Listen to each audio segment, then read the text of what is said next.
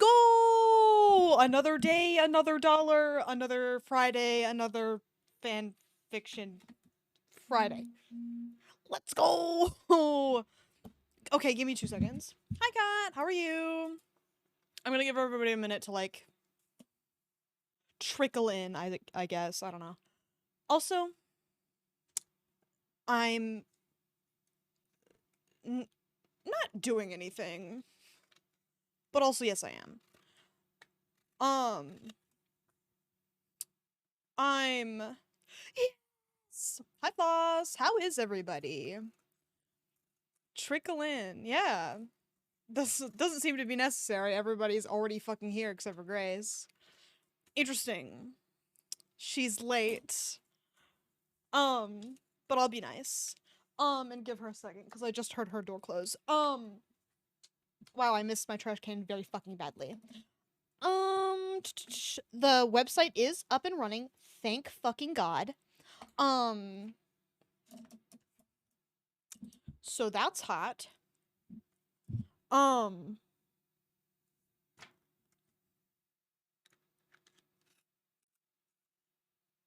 got this pencil sharpener, right? It's a fancy one. I found a, what are we doing for your 40th next year? Trilla was lying the other day. And I'm glad he's continuing the trend today. Oh, good, you're here. That means we can start. Okay. Enough shit. Alright. Spotify, shut the fuck up. Yes. I was waiting for you. I figured he'd be here soon. Since the doors were shutting and shit. Yep, nope, this isn't gonna happen. Sorry, can't do it. Don't do... Well, I mean... who's it gonna hurt? You know? God? He's not real. So, anyway. Here we go. What were we up to last time? I don't even remember. Stopping in the middle of chapters is, not to be overdramatic, my worst nightmare. Way wrong, go. What? Oh. Shut the fuck up. You know, we're Jim and he's trying to give 5 stars. Oh! I thought you were talking about Animal Crossing because that's what you talk about a lot of the time. So I got confused. But that's not what you're referring to. Okay. What? Does anybody remember what we were doing last time? I know Gord is back from being kidnapped, but that's all I remember.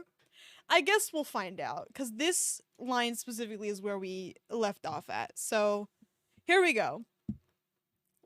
Losing line. Okay, trust me, it's dirt cheap, he snorts, but not secondhand either. Ricky's got good hands with dyeing clothes, so he gave it the same shade as your vest. So, Gord stared at them both, seeing that they were both in on this surprised. I'm a greaser now? If you want to, Johnny shrugs, but it can just show affiliation. You can call me boss if you... I'm going to kill myself. You can call me boss if you like, and the other boys will know you're friendly with us. If you walk around New Coventry and someone gives you shit, and then the other guys will back you up. Honestly, thank you so much. The brunette ran his hand over the fabric, still amazed. This is so going to piss off the preps, Vance exclaimed, and Johnny grinned. Oh, Johnny, Gord suddenly spoke up. You're painting. That was a long time ago. You were kidnapped. I pressed the wrong button on my book tracking app and I accidentally finished the book. Can't undo that. And it led to me accidentally deleting my previous digital progress. And I was close to shooting myself into the sun. Then I'm like, oh, okay. Well, I'm glad you got pizza and fries. Dodged a bullet there. Or the sun, I guess. Depending on who you ask. But I'm sorry about your progress. That's so weird that you can't undo it. That's really dumb. Book app stupid. Jail. Anyway. Vance yelped, but Johnny chuckled. Chill, I know what my boys are planning, he smirked. And don't panic, just do what you can. My birthday gifts can wait. At least you had your kidnapping as a real excuse if you don't complete it on time. What he should have said was, it's okay, you were kidnapped, no worries. What do you mean, a real excuse? Yeah, dude. I had to retrack what pages I stopped at certain days. Ugh. Well, I'm glad you found it. Damn, that's annoying. What the fuck? Hello? Ew, boo app. Anyway. Hey, you could be well known by college interviewers, Vance joked. Since your kidnapping made national news, Okay. There's no doubt you'll be well known. Great, Gord rolled his eyes, just what I want to hear. It could work to your advantage, his boyfriend says. I mean, you'll become a pretty famous lawyer since you've experienced what kidnapping is like. Can help you relate to clients. Okay. If anything, that's what prosecutors should experience. The bell rung, and they all groaned. Wait, it's Saturday, Vance blurts. No lessons. God damn it, Johnny moaned. What's the point of setting the bell for the weekends? Some of us are trying to sleep in. Not that any of you are asleep, but go off. Gord looked at his diary, flicking back a couple of pages before sighing. Dr. Cravelstitch has appointed me for the school council and gave me powers to organize festival week next month. I just remembered I got a meeting at 10. Ah, crap, Vance uttered. And I gotta do the paper round for the Vale, Town, and New Coventry this morning. Your legs are gonna be the envy of the strong man from the carnival, Gord jokes. Is everybody else in the room still? I feel like, or was everybody there? Or was it just Johnny? I guess it doesn't matter. It feels like Vance and Gord are the only people in the room now. Did it make... Because no one really... Dude, no kidding. Not a soul. So there's no way it made national news. I mean, I guess now that he's found it could have. But I don't know. It feels wrong to me. But whatever. It's not like you're hearing shit about child murder from across the country all the time. But maybe I just don't watch the news. Who knows? But anyway. Ha, very funny. Let's get a bite to eat. Thank fuck I don't start until 10. Just gonna... I think he was just assigned to that, if that helps. It shouldn't. Gordon Vance looked at each, amused at their synchronized deadlines. When do you finish, Vance? With luck, if I don't encounter lonely old ladies trying to get me to stay, then 2 hours.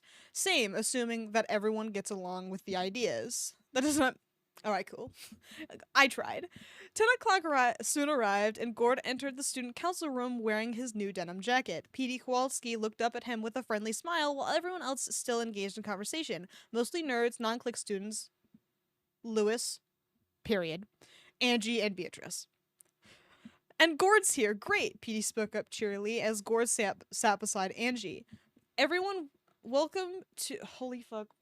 I forgot how to read. Let me try again. Everyone, welcome to the weekly student council meeting. Starting today, Gord Vendome will, by Dr. Cravelstitch's request, assist us in the planning for the upcoming festival week. Hello, diary. I attended the student council meeting while it dragged on. It certainly was fruitful. I feel like we could just be done with the fanfiction by now. He isn't kidnapped. We're good. Like, we could be done. But whatever. It certainly was fruitful. I helped calculate cost and mapped places for certain events to take place. Sports dominated the plans, despite the nerds at every turn tried to vote down the motions. I felt sorry for Lewis since he's the only jock here, and he came up with ideas to have mini sports on the field. Of the 8 motions he planned, the only one that got approved was for a swim contest purely because there's no other function for the swimming pool other than water-based sports. She knows you're there. How else are you supposed to write a diary entry? You have to greet the diary first, otherwise it's not gonna be written down. That's the law.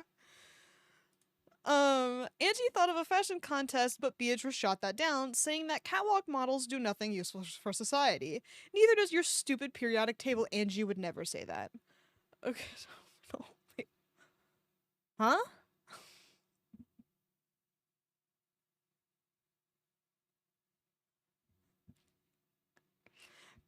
Anyway, love you, Trilla. She shouted at her, and Beatrice started crying before leaving the meeting. Fucking Oh yeah, I forgot that part. Okay, I we are communicating. Okay. Anyway, she shouted at her, and Beatrice started crying before leaving the meeting. Petey almost postponed the meeting, but I convinced him to carry on as normal. We all voted in favor of a fashion contest. Angie's erratic behavior surprised me. She seemed really stressed out for some reason. Okay, I remember this from reading it the first time, right? And this is gonna be like fucking out of whack. Nobody is gonna have noticed but me. Angie's mentioned, I think, 3 times over the course of this 11 chapter fanfiction, and every single time it looks like she has a crush on Gord. But they never do anything with it. Like, they mention it, but it doesn't go anywhere. Stop mentioning it. It doesn't matter. Dude, I couldn't find my dice. So I love that video. So silly. Now, we all thought that a bike race would be an excellent idea. The problem is the traffic of people milling around on school grounds, so we decided to only hold it in the hour before the award ceremony in the football field, where most of the people would be away from marked tracks. There's so much we discussed, but we did far more today in 2 hours than I thought. Just as we left, Petey enthusiastically shook my hand, thanking me over and over, and begged me to be a permanent permanent member of the student council. Ugh, lame. Especially since Beatrice left so abruptly. I hope she was kidding when she said that she quit. Well, only time will tell. Is this... I'm sorry. I'm normal. I got to book 4 and then quit. And that was in the 2nd grade and I haven't touched it since. I'm sorry, it was the 4th grade. My bad. And then I watched a 1 hour and 45-minute video essay about how bad Harry Potter is. So... It does have 3 movies. I hear the second one is a better movie than the first one. I don't believe it myself. But I hear everybody really likes the villain of the second movie. Hold on. Kung Fu Panda 2 villain. Yep, this is the one. Based Trilla, yeah. Everybody fucking loves this villain. Apparently he's really cool. I wouldn't know, I've never seen the movie, but I'm glad everybody else likes him.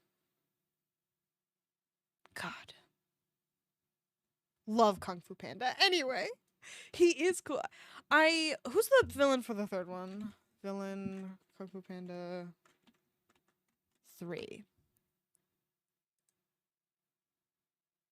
Oh, okay, yeah. I don't think people like this one as much. The 3rd movie, that is. The wait is over? What the fuck? And you're so right for that. I'm pretty sure there's a dad movie. I think it's the 3rd one.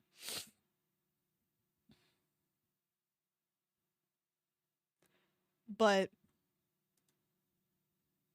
are their eyes normally that fucking green? I don't think they are. I'm very afraid of this for some reason. I think I've seen the 3rd one, but I haven't seen the 2nd one. I wonder why that is. Because I remember seeing the one where the, adoptive father, I forget his name, the duck thing, is, like, sad that Poe, wants to find his real father, or his biological father. Very heartwarming, very touching. Love you, Kung Fu Panda. All of them. Okay, where was I? Okay, here we go. I'm still so spooked by memories of my kidnapping. Even now, experiencing the warm sunlight, I feel chills seize my... Oh my god, Jesus Christ. I guess. I don't want to hear about the aftermath. Oh, all 3. Wait. Let's just do DreamWorks movies. I want to sit down and watch all 4 Shrek movies. And I know some of them are bad, but I want to watch all 4 anyway, okay? They're all there. I want to see them all. Bad movies are still movies. Just have we believe you, Trilla.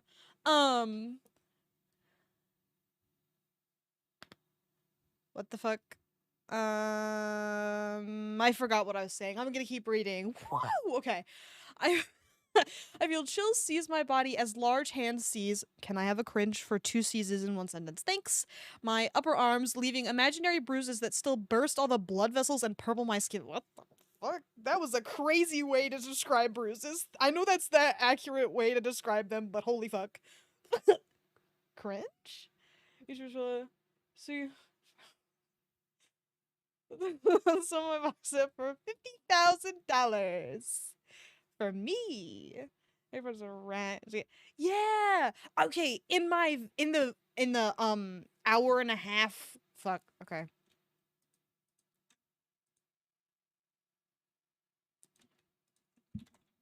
Harry Potter. Spell it right. Sean. This is the bitch. This is the Hello, video. everyone. Not to be overdramatic or anything.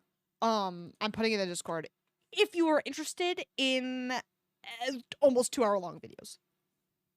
But it talks about how apparently I never really paid attention, you know. But apparently Harry has like the full and complete opportunity to like give because apparently he's rich. He could give his money to the Weasleys, who are like notoriously poor, and he just doesn't get his friend out of poverty. Yeah, he just chooses not to. Hello? Boo! Boo! God, that's so fucking funny though.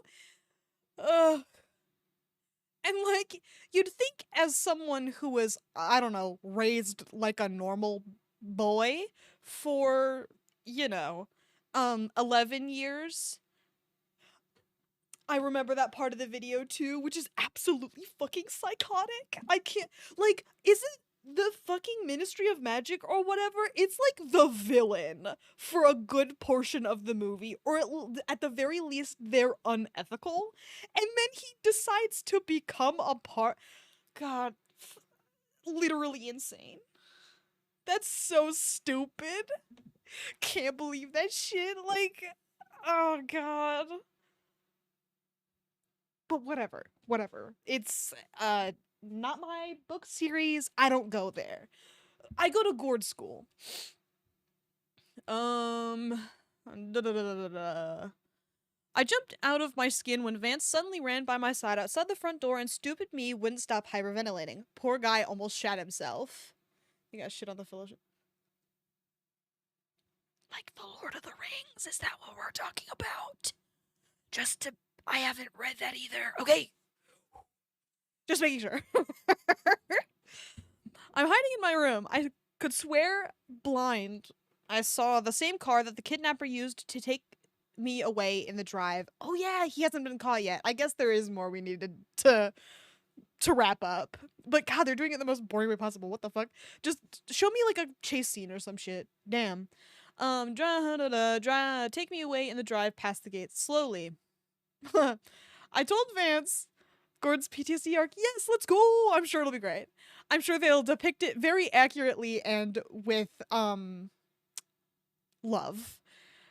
I told Vance and he ran outside with a bike chain he borrowed from shop ready to choke some. Okay, you're a baby. Fucking pull it together. Ready to choke someone with it, but returned minutes later reassuring me that there's no way Theo would come back and risk being arrested. I can't help it, and it was like a full balloon burst as I cried. No matter what stupid cognitive behavior therapy tactic I use, I still see myself back in that cell. Oh my god, we're doing a PTSD arc. I can't fucking believe this. Vance hesitated, but I forgot. They're just like, wow, therapy doesn't work for me. And they do that. Okay, sorry. Vance hesitated before saying something well and truly crazy. Let's go to Happy Volts and look at the wreckage. Stupid Vance doesn't understand triggers. He should leave me alone. I'm so sorry, Vance. I really am. Phenomenal writing. We're doing a great job. I'm back. On Vance's suggestion, I went to... Okay, do we hate him or not? I went with him to the former site of Happy Volt's asylum. It looks much better as a charred wreck. Vance broke the lock on the outer gate and we entered the grounds. Thankfully, the guards are no longer here to stop us from trespassing, but the feeling of being watched only intensified the closer we approached to what looked like the bare standing frames of the entrance lobby with glass lying in pieces. I knocked at the first security guard here, Vance suddenly said. I hit him with my backpack, which had the jewelry in it. Please. Just one clean hit, and he was out like a light. That was when the intercom announced for me to hurry up, because you were on death's door. He looked at me, hands still holding mine tightly. I sort of lost my cool. I saw Dr. Shade and I didn't want to believe it, but then Theo appeared and things made more sense. Dr. Shade's still in prison for accessory. Good, I mentioned, but Biff's dad is also defending him. Bad. The best he could get him is 3 years probation for acting under duress. Bad. Apparently a lot. And apparently the villain has it with him. So hopefully, I mean, hopefully, not hopefully. I mean, maybe hopefully, depending on who you ask. But like, hypothetically, he's fled the country with the money. Upon it, leave. It's the perfect, like, you, okay, whatever. He's a good man, Vance nodded, and an even better doctor. Cool compliments for a criminal. He served so many people in New Coventry. I hope they don't see him as a scumbag. They won't, I assured him. And let go of his hand to walk over to the...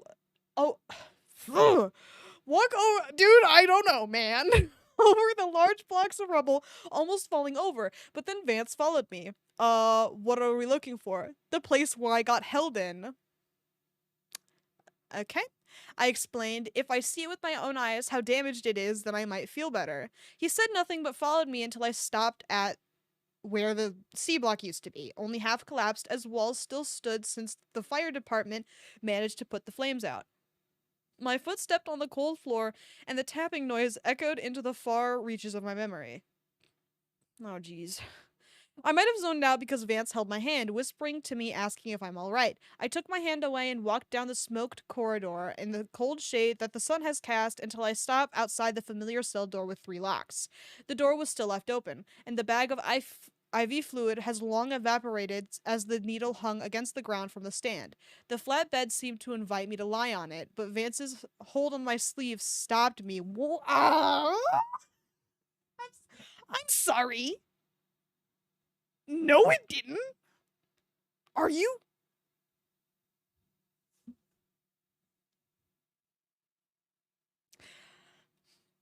All right. Anyway, I'm sorry, I muttered. I don't think this is making any difference. Or it might be making you worse, but who knows? It actually might. No, Vance. What are you doing?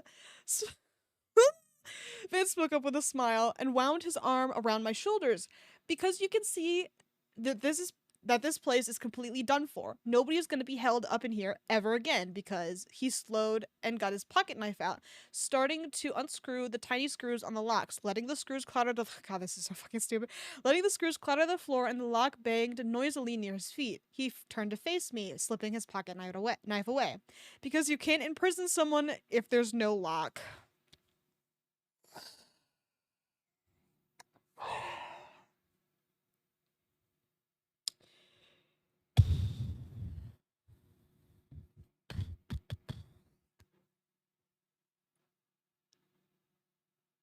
Thank you. That was real bad. All right. There's no lock in your mind, Gord.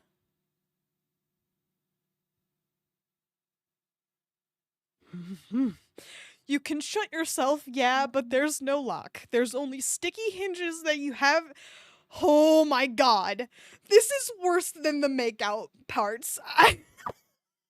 For some reason, I don't know why. This is real. Thank you. I'm glad you like it. There's only sticky hinges that you have to put a bit more welly into. Okay. What? To push yourself to push the door open. I'm gonna fucking kill myself. This is the worst paragraph of the whole thing. I'm going to kill myself. It takes effort to free yourself, but when you see the light outside, you'll not regret coming out. Oh my god, okay. Whoa! I wasn't sure what to say or even feel, but my mind only compelled me to hug him tightly. Then we discovered something. Oh, okay. Thank you.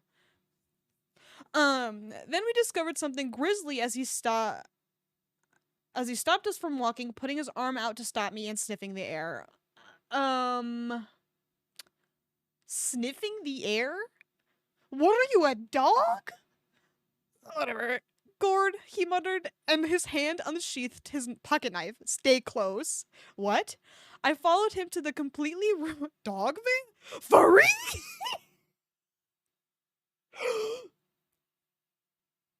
Secret ABO arc? Out of nowhere? That'd be crazy. I would kill myself. Please say psych right now.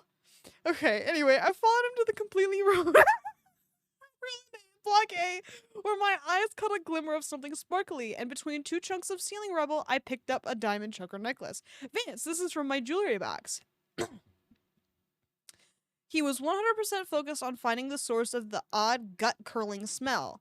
He looked at the bushes nearby, which were littered with insulation from the concrete outer walls, immediately leaping through them, and a loud scream made him jump. In panic, I follow him, and lying beneath the tree, with a huge slab of rubble crushing his lower leg, lay Theo, color completely drained. Okay. See, canine agent is great. Perhaps a listen later.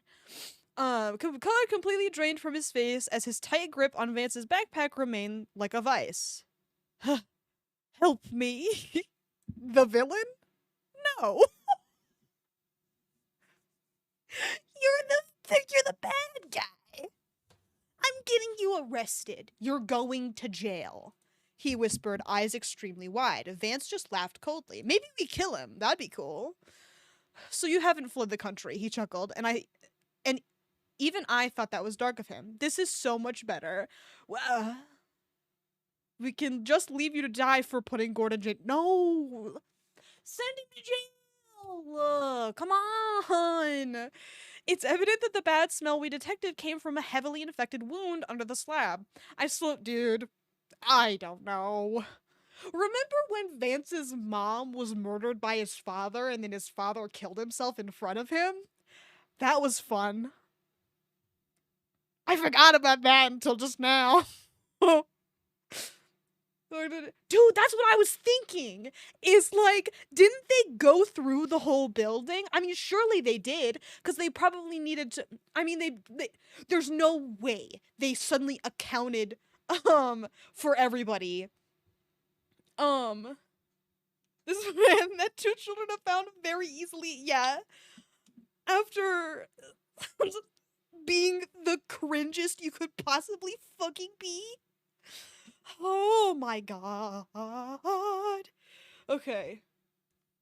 I slowly walked up to him, gripping the surprisingly heavy slab, and heaved it aside, and lo and behold, a long metal pipe piercing the large man's thigh with the most rancid smell of rotting flesh and dried blood reeling us. Oh, jeez. Gross. Help me, he mouthed again. Help me. Help me. He just kept mumbling, help me, over and over again. I look at Vance, who only gave him the coldest glare I've ever seen from him. How the hell did the fire department miss you? Asking the real questions, finally. Thank God. The what? Hmm?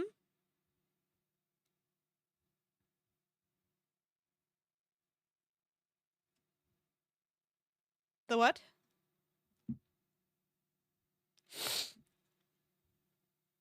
Ugh. Okay, anyway. I bumbled, gesturing at his wound. He was well hidden. Clearly not. Vance murmured and turned, so well hidden that we haven't seen him. Come on! Put him in prison! Okay, what are you guys talking about? You're leaving me hanging over here. Damn. Come on, let's get back to the school. But Theo looks close to death's fire department? Yes?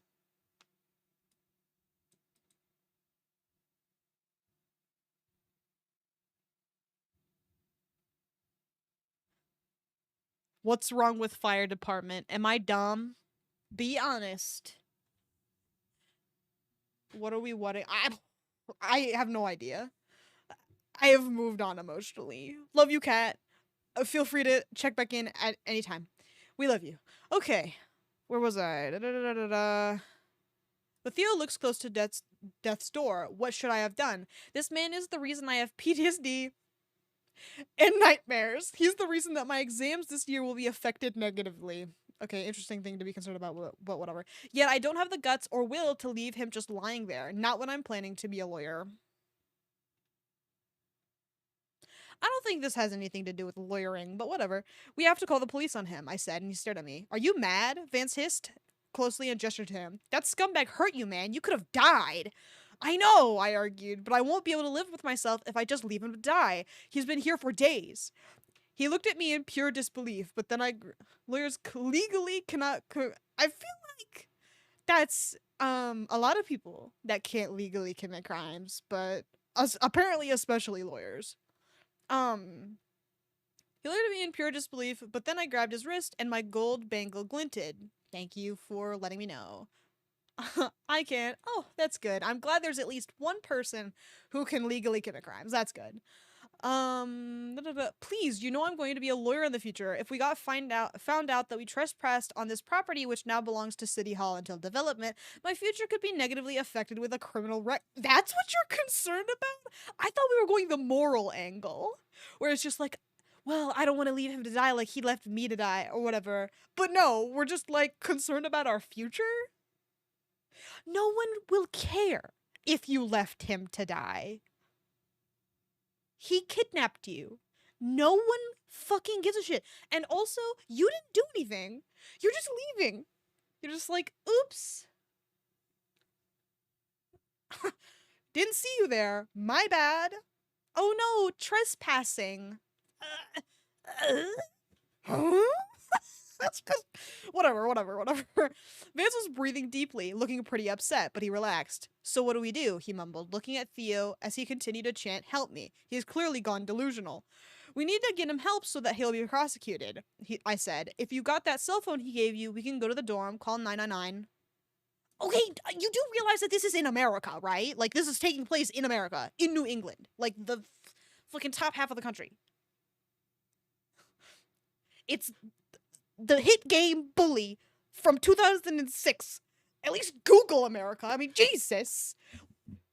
It's only, what, 7 letters? Don't count how many letters it is. I didn't. So you can't. Okay. Anyway. And then ditch the phone. We leave things from here. There, excuse me.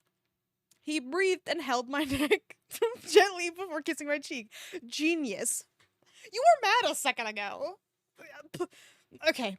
Besides, we both looked at him. He's clearly gone mad from infection. Let's go back now. So we discovered that my kidnapper hasn't fled the country because when the building collapsed, he got caught by falling debris, got impaled, and remained stuck out of sight of emergency services for a good few days. On my advice, Vance called the police, destroyed the phone into millions of tiny fragments with a mallet he borrowed from the shop building, and tipped it into the bin. So now we wait.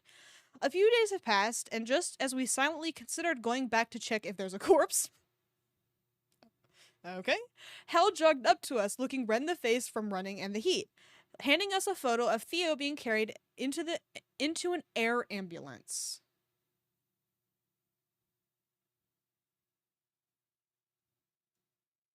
Like a helicopter ambulance?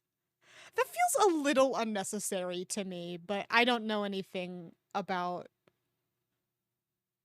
helicopters. Fugitive captured. Theo Broccolin, 49, wanted for almost 50. Damn. That's too old.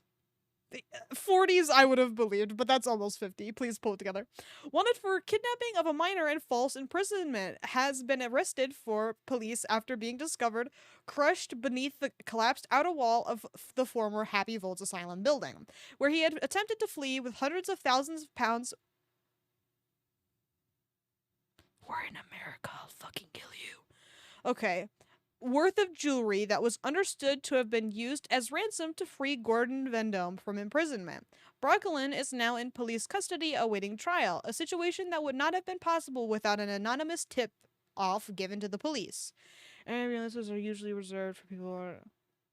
Oh, okay. I guess. It doesn't feel particularly secluded to me, but maybe that's just me. My goofy ass knowing the fucking Bulworth map a little too well. The rest of the article talked about how the police are holding press conferences to explain why they haven't found Theo sooner at such close proximity to the scene of the crime. But all that matters is that Theo is gone and he's never going to get close to me again. My only worry was that I'm going to have to see him in the courtroom when I give my testimony on my kidnapping. Because God bless the legal system for being so slow to open cases like mine.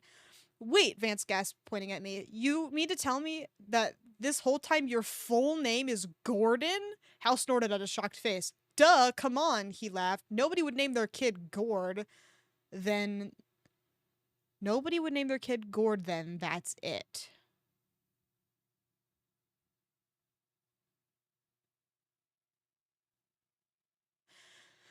I'm not gonna go into that. For my birth certificate, it's Gordon Vendome, I said. But I just simply go by Gord. I wouldn't have known, Vance exclaimed, still in shock, putting his hand on his own forehead. What will I tell our future kids? Okay, there will be no children in our future, I groaned despite his joking tone. Poor Hal could wet himself laughing. Tell him, bro, dude, I don't know. These are babies. Slow your roll. Tell him that Uncle Hal saved him from his kidnapper. Don't you encourage him, I pointed at him warningly. So that's it. School resumed to normal with me taking on more responsibilities while Vance signed documents in Dr. Crabblesnitch's office on next year's curriculum for him to drop lessons and lessen his financial burden. Did that make any sense? I didn't comprehend the sentence. Okay, have a good time with that. It's a shame, seeing as he is of average intelligence and excellent knack for shop, but I suppose sacrifices are a part of a pauper's life. Wait. I still didn't comprehend any of that. Let me try again, but like by myself. Okay. Like, got it. I'm caught up. With people like me, we can afford not to make sacrifices to achieve our goals, but I experienced sacrifices whilst living with Van. Did he get the jewelry back? I'm just curious. Because, like, if he got the jewelry back, just do what you did before with the doctor. Give the jewelry to the school and be like, or the fucking people doing his rent, or whoever you need to give the money to, right? Fucking give him the jewelry, and then Vance can give the jewelry to whoever he wants, and then he's good to go. Because that's how the laws of shit works in this particular literary masterpiece. I'm following your rules still, but you're not. Okay, whatever. But I experienced sacrifices whilst living with Vance under the illusion that my family was broke. I sacrificed my time for him, but it was definitely worthwhile. I sacrificed some wealth in the form of the jewelry for healthcare. I also sacrificed my torn aquaberry sweater by patching the rips in it and gave it to a homeless fellow. He acted like I gave him a gold bar because he burst into tears and thanked me endlessly. I didn't get anything in return but grateful words. Now I understood the feeling Parker must have felt when he told me in confidence that he gave a homeless person some money. This is a fucking nightmare. Has he grown as a person or has he not? I can't tell. Vance has already stopped coming to some classes. How much... Dude, I have no idea. But apparently, possibly none. But I feel like the cops should have returned it to him, but whatever. Or maybe the cops stole it. Does he? I'm pretty sure he gets worse later, but maybe that's just me. Ugh, okay. But he said he'll come back and at least attempt exams before officially half attending Bulworth Academy. Problems are solved and only worries and speculation. Okay, you literally can't half attend. I'm sorry. That feels weird and incorrect, but whatever. Problems are solved and only worries and speculations are left to deal with. The biggest elephant in the room now is the fact that Vance and I are together, but I still struggle to accept. Okay, we had to add a homophobia arc, of course. No, of course. But I still struggle to accept that. It's like a dream, and any second now, the dream will burst like a bubble, and I'll wake up miserable and empty-hearted. cool, very positive. Ooh, a comment. Um, is that a fucking Warrior Cat's profile picture? I love this website. I love your writing style. It's hilarious and to the point, which works well with with the mostly diary-oriented chapters. Watching Gord change as the fic goes on is interesting, and I like how you've seamlessly included so many other characters. Seamlessly is certainly one way to fucking put it. Have a good day, man.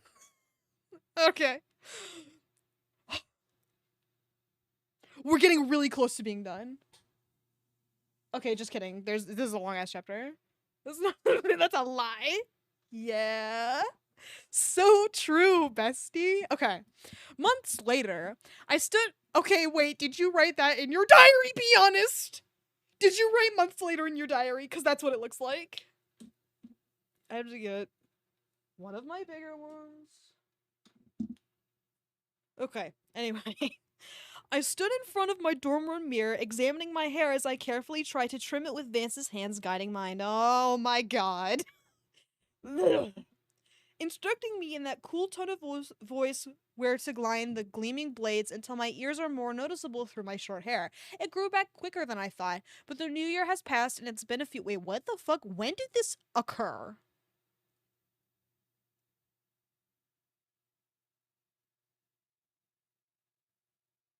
Was it fall? Was it the new year has passed and it's been a few months and like oh, passed. So is it like they're being really stingy with the details? But we can't all be winners, I guess. It's been a few months since my kidnapping shook Bullworth Academy. Today I hear the news of whether my father is found guilty or not guilty of fraud. This feels extremely irrelevant at this point. What's happening with Theo? Is he dead? Is he getting the death penalty? You can't get the death penalty for that, probably. He didn't really do anything. Okay, well, hold on. He did. He did. But, like, not death penalty worthy in the eyes of the law. But, like, come on. Give us the juice. Sorry. Anyway, today's the day, partner. Can I have a cringe? Vance uttered and I nod nervously. It'll be okay, man. Biff's dad is a real pro, apparently. It's not that, I inhaled deeply. It's everything. Yeah? I haven't finished the painting for Johnny's birthday on time. It's still too chilly, but too warm to wear that hat you bought me. I still live in the— Jesus, can you— chill on the complaints? God damn. It's— holy fuck, I still live in the boys' dorm and I like it better here, but I miss Harrington House. Your friends have been amazing to me. Mother rarely keeps in contact with me after your kidnapping.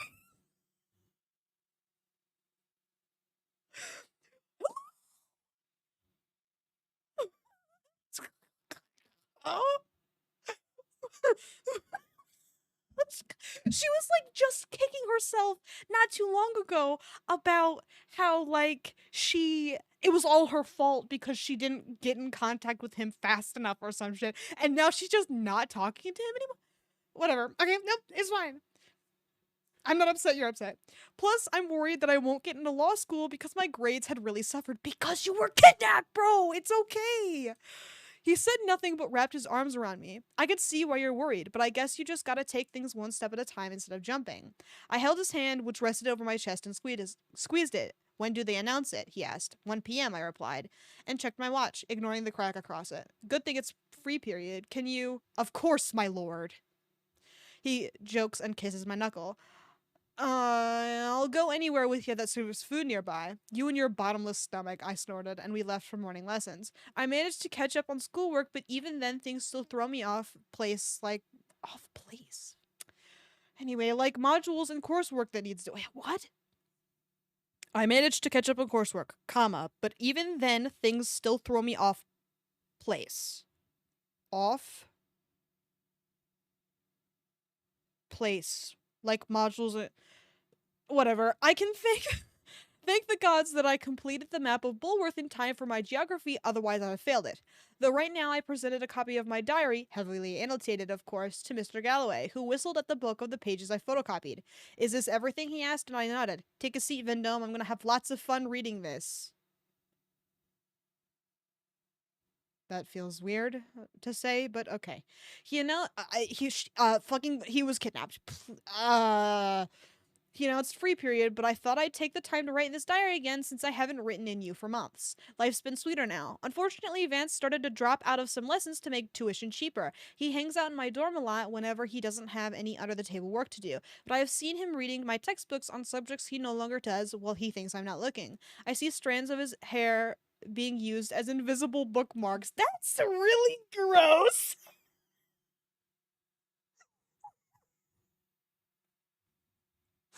Just get a normal bookmark. Gord is not gonna mind. Oh god, I'm so skeeved out, man.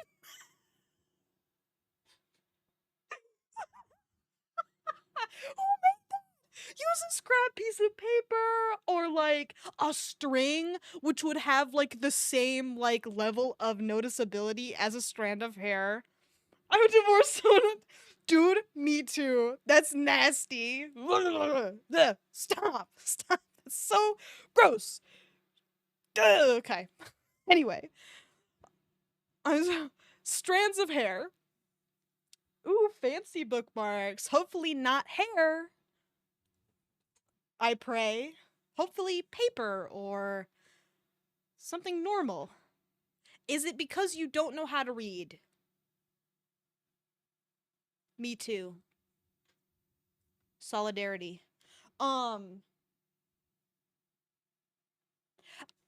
Jail, actually, I agree. I forget. Okay, let's keep going. Oh, and a surprise hit me the other day. Parker and Chad actually came to visit me at this dorm despite swearing before to never enter the nest of plebs. Parker mumbled and was all apologetic before Chad spoke up. And then Parker suddenly hugged me tightly, apologizing over and over. Holy fuck. He said Darby spoke a lot of lies and rumors about me, including the one about me having sex with his garden gnome. No, I just don't want them to get ruined by wear and tear. Oh. I rescind my solidarity. Dude, I was thinking the same thing. I was just like, do the dog ear thing that libraries will kill you if you do, or something. They've got those silly magnet ones that are shaped like little dogs and shit. I like the magnet ones. They're so silly. Or like, I don't know. Don't bookmark it. Whoa. That would be the easiest one. Write down the page number and put it in your pocket. Hair. I'm fucking disgusted. Okay, anyway. And that he and the others were getting fed up of hearing negative talk about me. For now, though, they're going to have to deal with it until Darby graduates next year. It gives me hope that Biff will be the next head of the clique. That feels inaccurate, but whatever. And it made me happy knowing that not all the preps think of me as a plebeian. Plebeian? I don't care. I did tell Parker and Chad about my mother lying to me about the family's finances, and they looked so relieved that I'm not going to claim food stamps anytime soon. Thanks, guys. Very supportive. From spending time believing that I was poor, I felt that being a pauper gave me some valuable insight on both sides of the tracks. I saw hopes and dreams, grim reality and unluckiness, and how interconnected we all are. Gord, I hear Mr. Galloway gasp, and everyone who didn't clear out for free period looked up in shock. This is amazing. I'm granting you full marks. Okay, tell me that in class. Oh, sorry, come. I stared at him, pen dropping from my hand. He looked blown away. I'm going to have words with. Oh my god, I forgot about this part. Okay, sorry, I'm focused. I'm going to have a word with the invigilators. Sorry, don't know how to pronounce that. On whether to count this as Medici's work or not, because his handwriting is also in here. He added with a huge smile. Congratulations. Okay, I feel like that's irrelevant, but whatever. He was fucking kidnapped. Please get a grip. Congratulations, Gord. You deserve a special mention in the next assembly because of this. Kind of weird, but whatever. Amazed whispers hissed the air. Okay. With a couple of jealous grumbles, including Ted's as he glared at me, but I shot him a smirk and raised my eyebrows. Apparently, in this group, he failed his English. In this group. What's a group? I don't give a shit. You also need to publish this too as a book. That sentence was very fucking bad. Mr. Galloway said quickly, there may be some things that an editor would want to change grammar-wise, but tell me about it. I am the editor wanting to fix things grammar-wise. This has been a nightmare. Okay. Anyway, but aside from that, you should consider becoming a writer. Really? I stared at him. It's not that I don't mind the idea, but it's just one book. Of course, my teacher explained. You can just publish one book and then that's it. But I think think of the publicity you'll get from the papers if you do a special deal with one of their publishers. I already sold my story to a few newspapers and raked in some pretty cold hard cash. But I can see where he's going with this. Okay, so like, are you not are you not rich scum anymore, or are you? Because like, this is giving me rich scum vibes. You know what I mean? I don't know. The bell rung and we started to get up.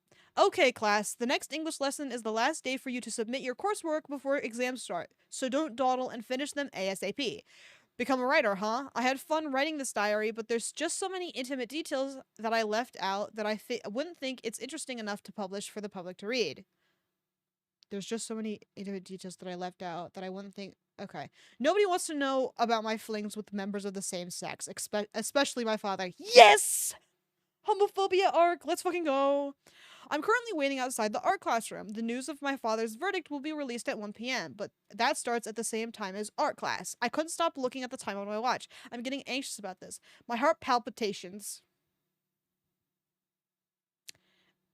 Okay, never mind. I didn't give the sentence a chance. I jumped ahead. It is a normal sentence. I'm not happy about it, but my heart palpitations since my return from my kidnapping have become more noticeable to the point I find myself doubling over, raising my arms and smiling to make sure that I'm not developing a stroke. You're a baby. I don't think you're stroking, but anyway, I'm in the bathroom. Mrs. Phillips saw me trying not to hyperventilate, so she gave me a bottle of her perfume to act as a hall pass and told me to go to the bathroom until I compose myself. I won't know about the news until it hits the evening news over radio in tomorrow's papers. But you won't believe who I just met in here. Jimmy. Thank God. So glad he's here.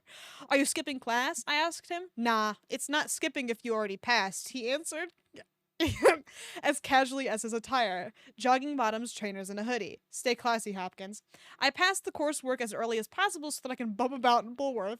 King. Damn, I muttered. If I didn't get kidnapped, I'd do everything early. We just laughed. Then his expression turned serious. How are you doing? I'm fine, I said, obviously not looking fine. Honest? Uh-huh. And you're holding a Chanel No. 4 2006 edition perfume in your left hand while standing in the middle of the boys' bathroom. What's really wrong, Gord? Okay, I feel like the pure perfume is a little irrelevant to this, but go off. He could just be pissing. What's it to you? I sighed and told him. So your dad, huh? He muttered in understanding. Well, if it's Biff's dad, there's no doubt that he'll be found not guilty. I sure hope to God he'll be free at last. What else is wrong, he asked. I don't know if I'll be returning home.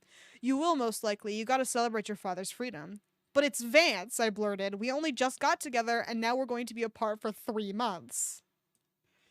Oh my God. Can't believe we're doing a fucking long distance thing. He rolled his eyes in amusement, and we haven't gone on a proper date yet. Just talking and hanging out won't cut it for me. Man, you're such a romantic, and you have been together for a couple of months. I mean it, I exclaimed, and there's no decent enough dating spots in Bulworth aside from the cliff, the beach house, the theater. See, thank you for the crunch. Jimmy interrupted. Take him to one of those instead. It'll only take an evening. Hopefully. No, I mean as in tonight, he added with a grin. Be spontaneous. He'll like that. Really now, I raised my eyebrow, and you know because he only stepped closer to me with that cheeky smile, the one that sets my heart aflutter, until we're almost standing nose to nose. You definitely know the answer to that, Gord. His breath warmed my lips. A man doesn't kiss and tell. This is the closest I'll ever be to him. After this, romantic interactions will only be between Vance and I. I could easily pull him in for one of our makeout sessions, but the only guy I can imagine myself kissing now is Vance. Instead, I kissed his cheek and I felt him smile. My last kiss for the King of Bulworth. Can I have another cringe, please? My God, that was really bad. Okay. A simple smooch of benediction? I'm gonna need 2. You know who else you remind me of? He suddenly remarked. Who? Kind of like Biff and that blonde girl. You and him are standoffish, but warmed up to blondes and redheads. What the fuck? Thank you for the 2 cringes. What does this mean? Who are we referring to? Whatever. I whack him upside the head and we laughed. Thank you for listening to me, I thanked him. I feel mildly better. It's no problem, Jimmy shrugged. Everyone comes to me with problems. But this time you came to me? Truth is, he gave me an I'm not gonna bother smile. I've been keeping an ear out on that case with your dad. Thought that you'll need a bodyguard to keep those shitheads away from you. Well, you've done a terrible job, I said bluntly before cracking up laughing. I must get going. I'll see you soon, Hopkins. I'll see you on the other side, he said, waving me off as I left to go to Art. Maybe I will take Vance out. I can use some of that cash to treat him for a real date. Soon I'm back in Art, and I finally finished the painting of Vance. Mrs. Phillips swooned as she looked at it. I'm going to fucking kill myself, watching me add the last touch of varnish over oh over to protect the painting even more. Beautiful, she simpered, and held my shoulders from behind as I dropped the brush with a heavy sigh, admiring my finished work. You have the hands of a true artist. Mr. Galloway told me so. You're a man of many talents, Gord. Thank you, Mrs. Phillips, I breathed. I'm just glad it's finished. Everyone else muttered, and I didn't really care that they were jealous, but this is like a and everyone clapped, but like high school edition. It's But then I heard admiring comments and I felt my chest puff out in pride. Vance really does look good in my painting. I'm proud of you, Mrs. Phillips' breath fluttered before moving to look around her classroom. And I'm proud of all of you. Soon. Her voice hitched and she put a hand to her mouth, looking upset. Before you know it, you'll spend your last day here and leave Bulworth. The poor woman looks so ready to break down. I didn't think she'd grow attached to a bunch of troublemakers like us, but I think being married changed her a little. Darn. We'll always be around to bother you, someone shouted, and we all laughed. Oh my god. This is fucking awful. I'm gonna lose my goddamn mind. Art ended and I quickly run outside the classroom and all the way to the garages where I know Vance will go around this time after his delivery round. I would have waited in the boys' dorm and watched TV, but it got broken again. So I'm going to have to wait until tomorrow's paper comes out. So there I was, waiting for Vance, when suddenly I spot him speeding faster than jocks on steroids, heading towards me before yelling and hitting the brakes. Rubber screeching against the asphalt and knocking over a screaming prefect over. He hopped off the bike without stopping and tackle hugged me. You'll never guess what. His face lit up with the biggest smile I've ever seen. I found a place to crash and a real job. His news stunned me as I stare at him before hugging him tightly. Excellent, I cry out. Where is it at? You know Shiny Bikes in the Vale? Well, the dude there has a spare room and he's been looking for an apprentice for a while, Vince explained. So I agreed that I'll live with him rent-free as long as I clean the shop and the other rooms and I'll learn the trade from him. What? I trail off in disbelief. That's borderline slavery. Love that. Workers' rights king, Vance snorted. Since when do you guys care about work conditions? Just kidding. Okay. Cool joke. No longer workers' rights king. I shook my head. His bikes are amazing, but what about shop class? Ah, yeah, Vance sighed, and the hug broke as he went to pick his bike up. About that, I decided to drop shop altogether. No kidding. Damn. There's no use getting a qualification if I'm going to have experience. That's true, and the guy is a total slob. Luckily, I know how to clean up messes, so he better appreciate the extra help. But I can tell it's really eating him up. Although he knows he can't afford to be picky in his situation, he's lost his only family and has very little money to survive on. And Gord, you could literally do something about it. I'm gonna lose my fucking mind. My fingers are crossed that he'll remain in the job for years to come and that his pay will increase with the minimum wage. You mean you don't want him to get raises outside of the minimum wage?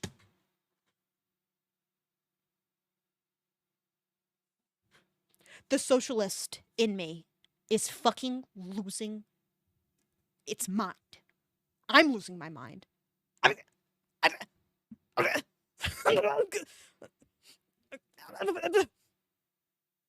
I remember something. The date I'm planning to take him out on. Just give him the money. Just give him the money.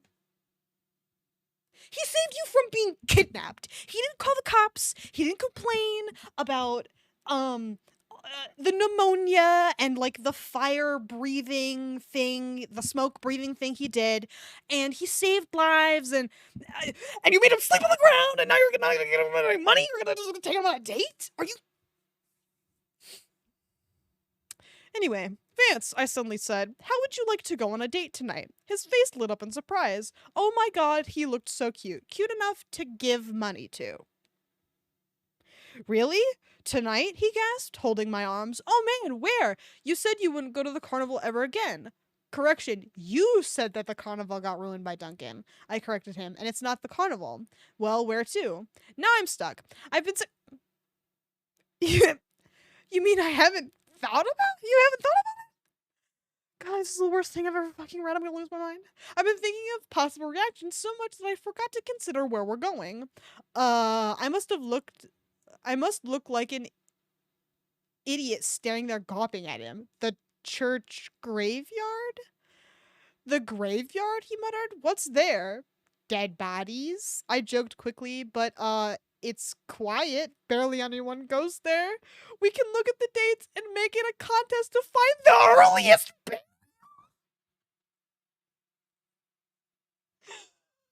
Just take him out to dinner.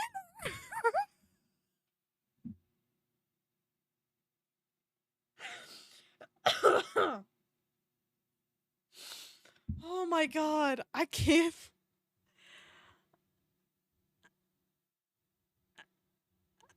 Just take him to dinner. I can't do this. Okay. Anyway, he stared at me, sounding hesitant. Sounds fun? Yeah. And maybe play pranks on couples wandering past, I suggested. Scare them and whatnot.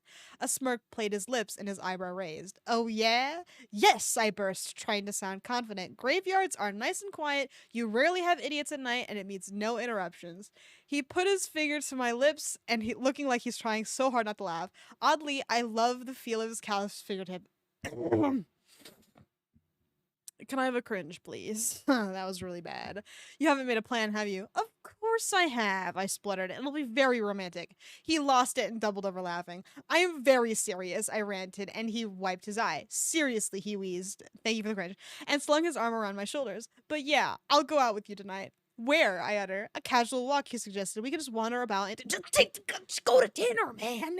It's literally not hard. Every motherfucker who's ever been on a date just goes out to dinner or like gets coffee or something. Jesus Christ.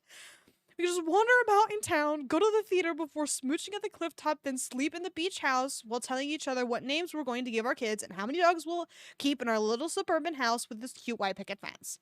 Now I'm laughing too hard to breathe. No way, I snorted. Obviously, we're going to have the best penthouse apartment and have no kids. His eyes widened. Really? Why not? They're too much trouble. Okay. I agree. The kids, you need to chill it on you need to cool it on the fucking kids, man. You're 16. You can barely graduate high school because you can't fucking afford it. Pull it together. You're not going to be able to afford kids. Get a grip. They're too much trouble, I sniffed. They're messy, spread germs, rely completely on instinct, and noisy. Not to mention it costs an estimated $1 million to raise them to age 18, and even then, nowadays, more kids are living with their parents in their 20s. Wow, he blinked. I didn't think, What? He made an awkward gesture that made no sense at all. Someone who hates kids. What? No. I protested. I don't hate kids. I just hate the notion that having kids seems as some sort of ultimate achievement in life. Oh my god. Is he like a fucking, I don't even know how to describe it, but I've got a very specific image of a very particular white woman in my brain. That's him. Gord is rich. He should not be, this upset about how much it costs to have children. Vance should be the one concerned about the cost of having kids. But here we are. Love that. Anyway, I just hate the notion that having kids is seen as some sort of ultimate achievement in life when many successful people don't have them and are yet treated as if they're children themselves for deciding voluntarily not to have children. I get what you mean, he said, sounding like he doesn't get what I mean. Okay, that was kind of funny. Would your parents be pissed? Oh, who cares what they think? I said heavily. If anything, father being away and not contacting me every few days on my progress bothered me greatly. Right, an awkward silence fell between us, and it helped me remember something. Vance, did you say you were a babysitter? And the child died, so it went really well. Oh yeah, he nodded. Just the one, and it died from pneumonia. It? You can't say it. That was the baby you sat. It. Very casual as well, yeah. It's no surprise the house was a total wreck and there's asbestos. The mom single had worked full time, but in the end she lost her kid. His voice dropped. Shit, how the heck did we get to talking about cute dates to children dying from pneumonia in the span of 5 minutes? Well, okay, mister, let's have a date in the graveyard. Was it really difficult? It wasn't. I mean, you got there just fine. It's a terrible shame, I said, patting his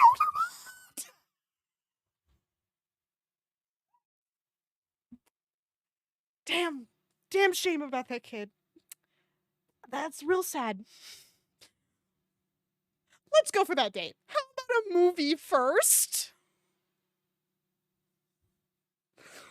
Okay. I looked past his head in time to see someone riding a moped toward us, driving past and parking in front of the garage. Trent got off, lifting his helmet off with a sigh and dramatically running his hand through his hair like a drama queen. Oh. Hold on, I murmured in his ear and dragged over to Trent. Pardon me, Trent, but may we borrow your scooter for a date? He snorted. Jog on. I worked hard to win this thing. I tugged out a small wad of the cash from my pocket, and he paused, eyes fixed on them. I did a quick count of it. I would like to borrow it for tonight and have it safely returned here in the morning for $50. Sounds fair? Deal. Trent gleefully snatched the cash. And okay, why did you say pounds and shit? But is the dollar sign also the pound sign? I feel like it's not. Inconsistency. Kill. Anyway, he kissed the notes and jogged off. Vance hurried to my side, stunned. We're going on a road trip, he blurted. No, I shake my head. A date should be done more properly. I will drive us to the theater, then the Vale Hotel for their amazing steak, the cliff top to watch the sunset before we retire to sleep in Hopkins' hideout. He smiled like a goof, shuffling his feet and shaking his head. That sounds expensive. I'm the one who's taking you on a date, so I'll pay for everything. I stopped before grinning, excuse me. You're dating a rich man, remember, who could, I don't know, pay for everything for him, and you're choosing not to do that. But whatever. That's too many places. That is a long ass date. How about dinner and then we're done? I guess they did, like, virtually get married when they made out when they had pneumonia together. So, like, 2 places max. I mean, they're married.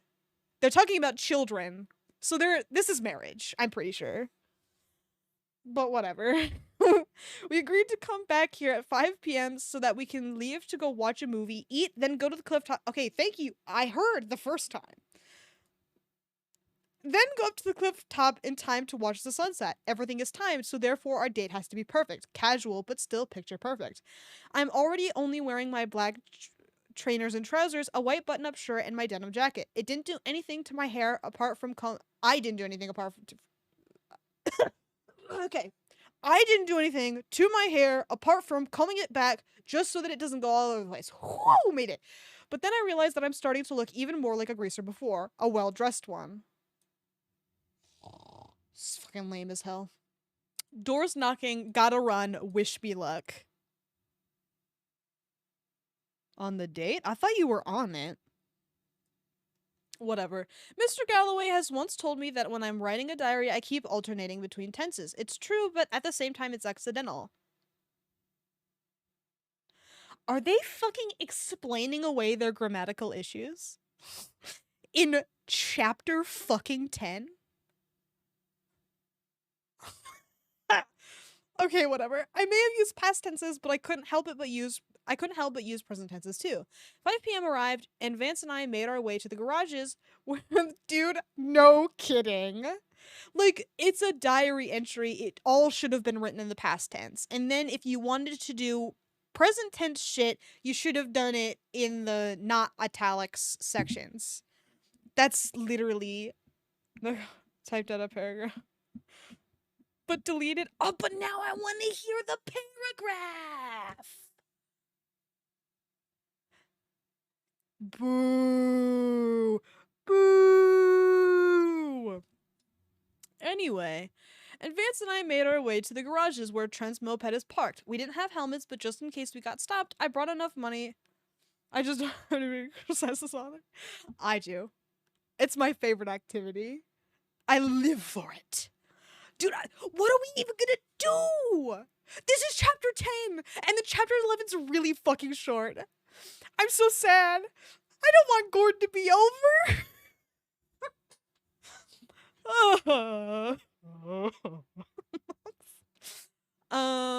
I brought enough money to bribe officers to leave us alone under the condition that we don't cause any trouble.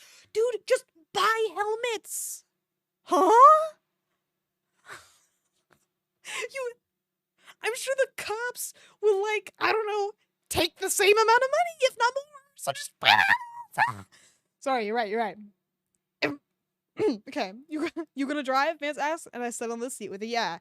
The vehicle moved a little as he clambers on, sitting behind me with his arms around my waist. My face warmed at that. I mean, it's a fucking necessity. You're on a fucking moped. Be honest. But then I turned the scooter with a nicely purring engine. We set off down the driveway beside the academy and onto the main road. It's literally a 2-minute journey on wheels, but it felt like forever when you have the man of your dreams holding you from behind. Gord, pothole! He suddenly yells in my ears, and my eyes cast down just in time for me to suddenly swerve onto the pavement. An adult screamed and they fell over the edge and into the Bullworth Bay before I drove back onto the road shaking. Elevator. Instead of being safe, we're just gonna buy. Yeah. Real smart. Really cool. Damn it, I hissed. That pothole's gonna kill someone someday. Lovely Vance laughed. I'm gonna need a cringe, please. That's what I said. We made it to the theater, parked around the back, and joined the queue. No one's wearing the helmet. There is no helmet. They're bribing the cops. Is there a helmet? Did I miss the helmet mention? I'm pretty sure I didn't. Anyway, we made it to the theater, parked around the back, and joined the queue at the front. There weren't many people around, but also there was a handful of Bullworth students in pairs holding hands. Vance and I shared a wondering glance before we shrugged it off, and we got to the ticket booth where the board worker saw us together. 2, please, I say politely, and he punched the numbers into the most basic POS system a pleb could ever touch. Okay, he just fucking works there. There is not even one helmet. They're just going. They're just hanging out on this moped. Hang on, Vance suddenly spoke up, pointing at the sign above our heads that I completely missed. It's oh no! Can I have a preemptive cringe? This is gonna be a rough one. Vance suddenly spoke up, pointing at the sign above our heads that I completely missed. It stated that there's a special offer for couples on a $10 deal, including, thank you for the preemptive cringe, including refillable drinks. We're a couple too. It should be $10. Don't joke around, kiddo. He cackles. Cuckles? Couples only. Something changed in Vance's expression, and I don't like it. Something frosty. Vance, let's just go someplace else. 'Cause I'm sorry. And you complain about your typos. At least you're not saying them out loud. Damn. I say hurriedly. It's clear that this plebeian has no clue how to do business. I do, you brat. Now pay up or bug off. He rolled his eyes. Vance's hands clenched, but he still smiled, stepping closer to the podium. Give us that deal or we'll make out against the glass. Can I have another one? Pretty please? The man spluttered. You what? Nope, I'm in agreement. I am in agreement. I mean it, he coos. Thank you for the cringe. Arm wrapping around my waist and pulling me to his side. Just going along with it, I rest my head against his. And you got a queue of people itching to get in. They'll start sneaking in, your job will be fucked. The longer we make out, the more clothes we take off.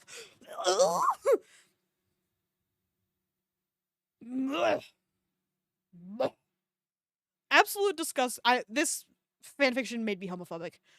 Just like the Detroit Become Human fan film. I love being homophobic. It's so much fun, isn't it? Anyway. Absolute disgust crossed his face before he began angrily tapping the keys on his computer and 2 tickets printed out for us. Fine. Get the hell out of my sight, you pigs. Thank you. Vance's stealthy hand slipped a $10 from my pocket and pushed it through the slot before snatching the tickets up and led me inside. He kissed my cheek as we entered the lobby, breaking me from my stunned silence. What? You thought I was gonna kill that guy? Well, yes, I exclaimed angrily. He was being grossly discriminatory. I ought to sue this place to hell for that. You're a child. And in 2006, that shit would not fly. He laughed and took his wallet from his pocket. Yeah, do that, but we got a date and I got us tickets, didn't I? I suppose. Movie food is ridiculously expensive compared to normal supermarket food. We should have snuck some snacks in, but Vance and I couldn't help but drool over the popcorn behind the glass. God, I love salty popcorn so much. Thank you for letting me know. So we bought a jumbo-sized bag and a single large beam cola. Expensive, but totally worth it. Especially since we get to share the drink with its 2 straws. Okay. Halfway through the movie, I ducked my head to take a sip from my straw, but they must have been moved by accident because instead of plastic, my lips met Vance's. I'm sorry, that is. Where's the fucking cup at? It'd have to be like right here. If it's down here, what are you guys doing? I'm sorry. That's a no-go from me. I'm gonna need to cringe. That's terrible. My lips met Vance's, and we looked away. We quickly looked away in surprise. Then his hand rested on top of mine, and I mustered the schoolgirl-like courage to face him and saw his shy smile. Thank you for the cringe. And we didn't say anything, but leant in and shared a soft lingering kiss, ignoring the heterosexual nonsense happening in the movie. Unfortunately, Twilight was having a special rerun for tonight only. It's the only film showing right now. Let's go! Twilight mentioned for no reason? Stop, that's so awesome. I love that. Okay, anyway. Hey, if I was a vampire and you were a human, would you let me change you? Vance randomly asked as we left the theater, trying not to smirk as the clerk glared at us holding hands. Well, it'll be permanent, but I'll let you do it if we stick together for good. Yes! So, would you? His voice dropped to that soft tone that turns my tendons to jelly. Yes, I whisper, but if it— oh, my bad, I got a little excited there. I won't whisper that, though. But if it was the reverse, I'd probably ravage you the moment you kiss me. But now it was his turn to pinken. And then we arrived at the hotel, one of my father's places. The Aquaberry outlet has shut early for the night, but luckily none of the fellow preps are around, otherwise they'd probably tease me. I'm sure there's a rumor somewhere about Vance and I dating already, along with the rumor of Algie getting kidnapped by aliens despite him being around us. But because there are other Bulworth students around, I decided to walk him into the lobby of the spectacular hotel, and a familiar face greeted Vance and I. Parker approached us wearing a waiter's outfit, looking incredibly dapper in the black waistcoat and gray long-sleeve shirt and a pair of glasses with a small smile. Parker does not wear glasses, but go off. Good evening. Welcome to the Vel Hotel. How may I— he squinted before paneling. Fuck! A passing waiter, who I assumed was the head waiter, gasped shortly and cuffed him upright the head. Manners! It's fine, I spoke up, and he raised an eyebrow before growing bloodless in pure shock. Master Vendome, it's been so long, he crooned. Ew. Forcing Parker to bow politely. What will it be for today? Vance and I were still at shock at Parker Ogilvy? Nope. Don't fucking worry about it, man. I've already said that I can't read. Son of one of the most successful businesses in the Vale. Son of one of the most successful business in the Vale. Working a lowly job as a waiter in my father's hotel restaurant to boot. An idea made me grin. A table for 2, please, Walter, I say lightly, finally remembering his name, and I linked my arm with Vance's. And I request that this rude little waiter is to exclusively serve us and nobody else until we leave. Anything for the son of our employer. Walter cooed and let go of Parker, giving him the evil eye, capital E's. You hurry them to the balcony. He quickly looked at Gord, smiling in a smarmy way and wringing his gloved hands together.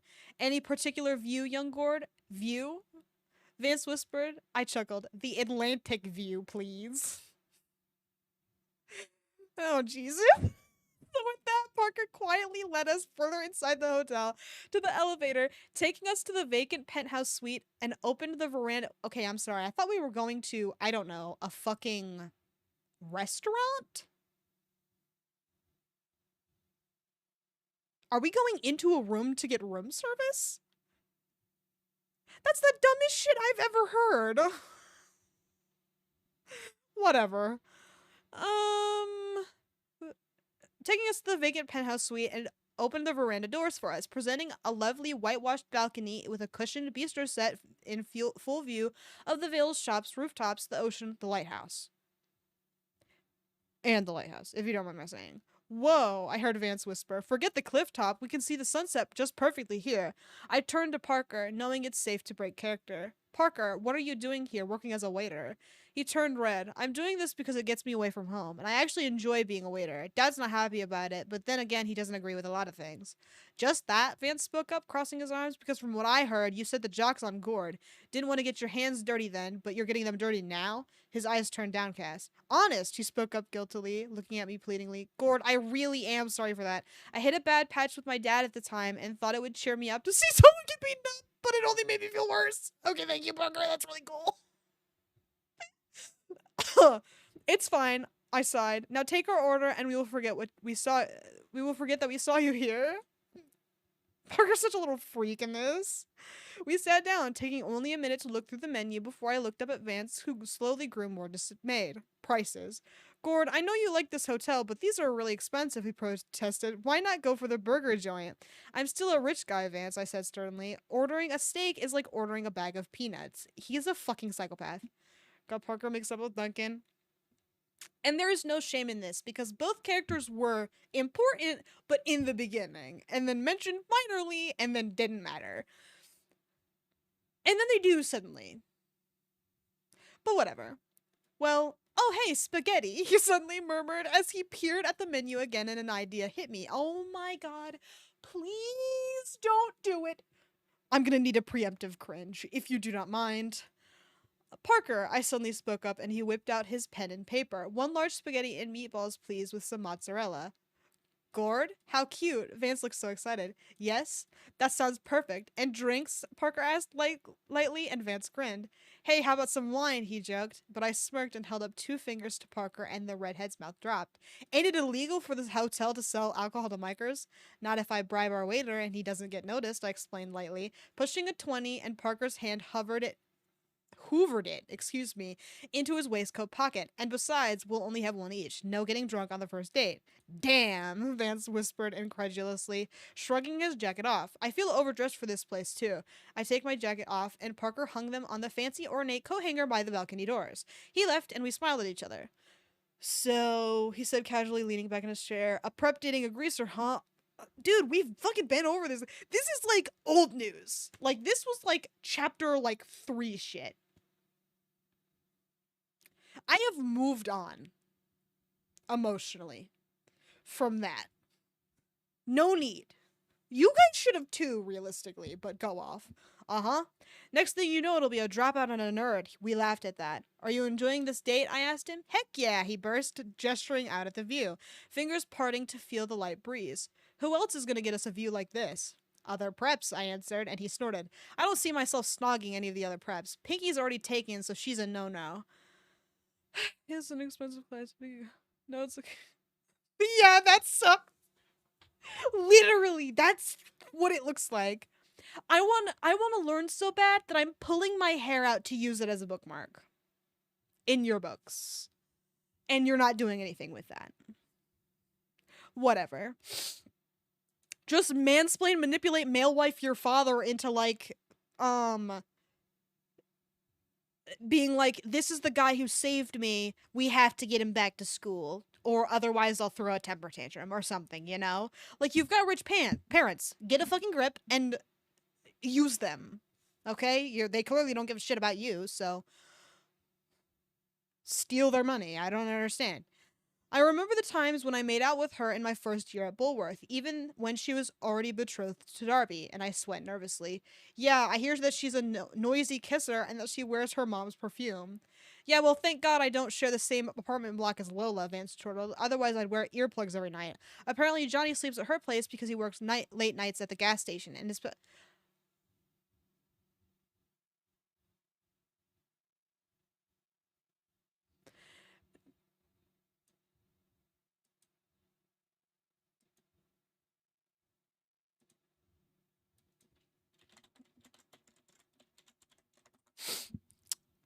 Anyway, sorry. And his parents don't want him coming. Don't worry, no, I'll tell you about it later. I don't want him coming in late and waking him up, so he goes to her place. Huh, I never knew Johnny had a job. Neither did any of us until he told us recently. Like, because of what happened to you, kidnapping and all. He wants us to know what he gets up to in case anything happens. That's fucking very sad. Holy shit. Huh, cheerful. No kidding. Hey, too bad we don't have our slingshots, otherwise I'd so pick on those kids in the street, Vance snickered, pointing, and I looked over the balcony fence to see Karen and Melody skipping together down the street. Those are the babies. It is illegal to bully them. What is wrong with you? I grinned. A stink bomb would be more appropriate since those brats love to raise a stink. I can't believe I used to tattle on people when I was in elementary school. Our day became less of a day and more like a planning meeting for a war council on what weapons to use against certain enemies. Potato guns are best for dealing with jocks, for example, but as I learned from Jimmy, lacing the front door with marbles when pulling the fire alarm is the trick that got Vance laughing so hard he could barely breathe. Then he started coughing dryly, because he still has pneumonia. Thank you for mentioning it again. I forgot. Literally. Then pulling the fire alarm, blah, blah, blah. Okay. Then he started coughing dryly. Inhaling sharply, I hurried to his side and held his shoulder until he stopped spluttering into a tissue. Fine, he breathed, leaning his head against my shoulder. I swear I am taking those antibiotics. I ain't smoking either. I quit. I've been vaping instead. That is literally worse.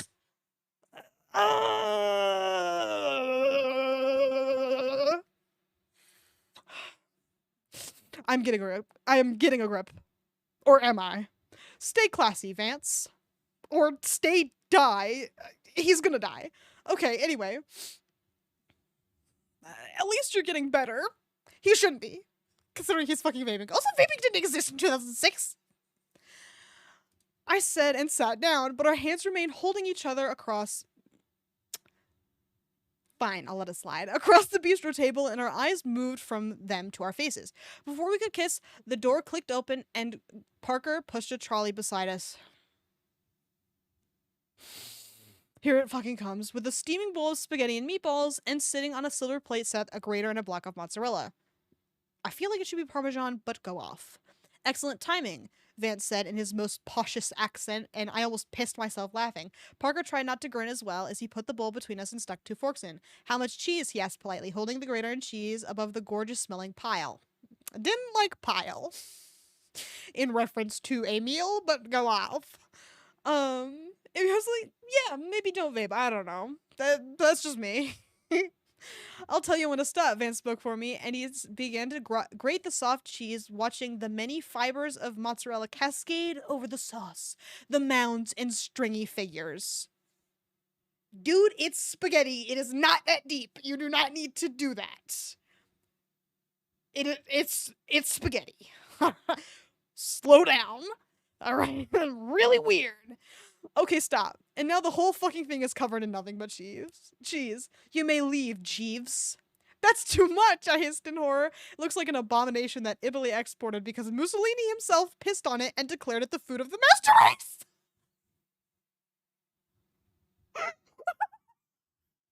Mozzarella.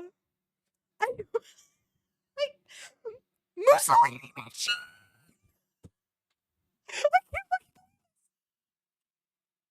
Okay. Anyway. But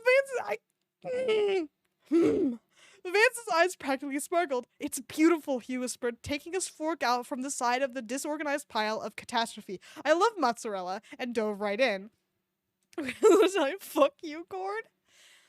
And that is your God-given right as an Italian. Man, wish Italians were real. Practically stuffing massive forkfuls in his mouth at a time. Thank God we weren't eating in the restaurant downstairs.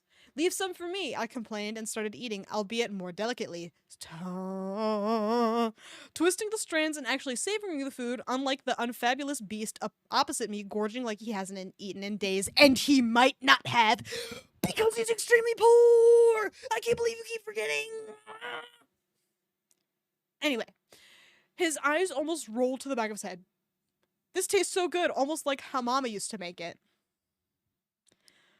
Remember when she died? Okay, sorry.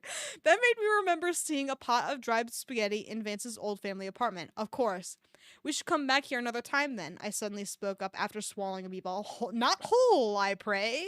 He tried not to laugh. I saw how much you paid for this meal. I ain't gonna do that to you. Next time, I'll cook us something.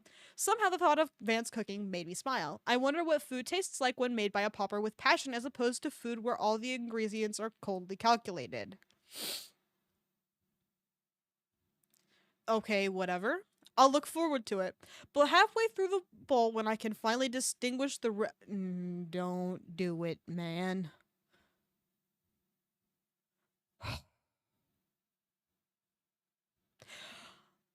I'm I don't know if they're gonna do the fucking Lady and the Tramp thing, but I don't want to read anymore because I'm afraid that they might. Okay. I put some more in my mouth, enjoying the fulfilling, meaty taste of the meatballs, pressing against my cheeks when I noticed Vance looking at me with a single strange, single strange spaghetti. I'm sorry, I love strange spaghetti personally. Hanging from his mouth, connecting to the spaghetti from the mound in my mouth.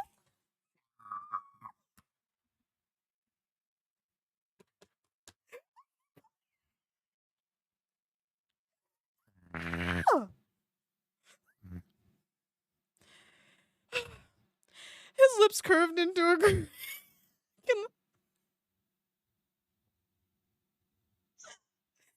can I have a cringe? Maybe two. Or three. For all of us.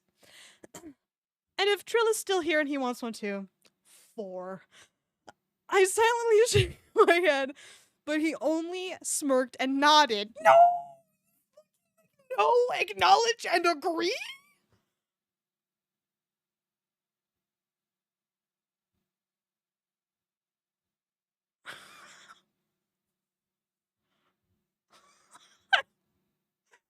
I can't believe this. Nibbling the strand painfully slowly, I practically swallowed the load in my mouth. Can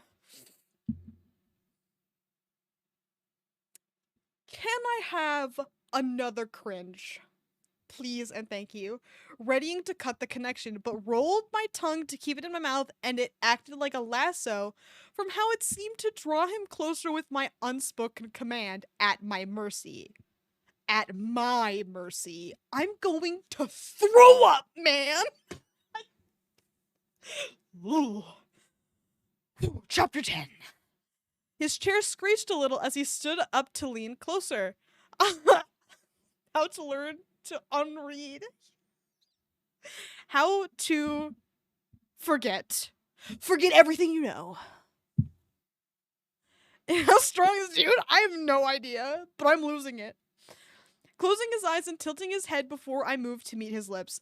We're like over the table at this point. It's a little awkward. This is another like weird kiss moment that we're doing. Like they're like the soda one, and then this. I'm in hell right now. This is the worst. Okay. Anyway. Sure screeched a little as he stood up to lean closer, closing his eyes and tilting his head before I moved to meet his lips. And a most blush-inducing tongue kiss They're in a hotel room, I think. They do have a private table. Thank God. Oh, yeah, earlier, they shared a beam cola. Oh, it's too late. I'm already explaining. They shared a beam cola at the theater, and then they like leaned. Apparently, they had two straws. Fucking idiotic, if you ask me. Just share a fucking straw. You kissed while you had pneumonia. You're married. I'm sorry. It's too late. But they both leaned down into the soda and then gave each other a little kiss instead of getting the straws, which I think is fucking psychopathic, if you don't mind my saying. But anyway, tongue kiss ensued as he stole my spaghetti while I melted on the spot. Ew. We parted, remaining close, and I could swear the setting sun brought out the hazel flecks in his eyes. I wish I could read his mind so that I know what he's thinking while looking at mine. That's a little self-absorbed, but unsurprising coming from you. It tastes better than I thought now, he said softly and sat down, thankfully unaware of how fast that made my heart beat. To our surprise, Parker turned up with 2 flutes of wine, placing them down and apologizing for not bringing them sooner. We almost finished the dinner anyway, but at least we have something to help us chill. He left, and are you gonna drive after this? Because can't do that. Just saying. He left and we resumed with casual chatter. From staying with Vance, it felt like I already knew everything about him, but he still continues to surprise me as I do to him. He likes the color blue because it's a soft color that couldn't hurt your eyes. I mean, it can. There are certain blues that can. Watch me. I like the smell of the countryside because it's nostalgic of car trips beneath visible galaxies in the dead of night. One day when I get a license, I'll take you on a road trip, he suddenly said. Then we can see some real sights at night. That sounds wonderful, but I'd only end up watching the best sight of all. Oh, don't stop! I missed when they were almost dying. This sucks, man. I hate this romantic shit. Be normal! Question. Let me pronounce this. Oh? You. He made a small noise and almost hit his face. That was payback for drowning the spaghetti. Oh, and cheese. It's like, what? But ooh, the wine. Its creamy texture lulled me into complete relaxation, but Vance just gulped all his down like it's a shoddy third world Beam Cola knockoff. Good grief.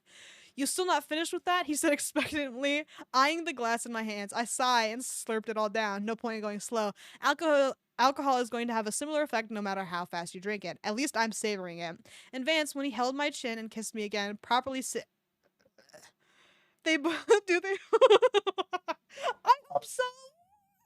But this is gonna be a long ass date considering we still have chapter 11 to go after this.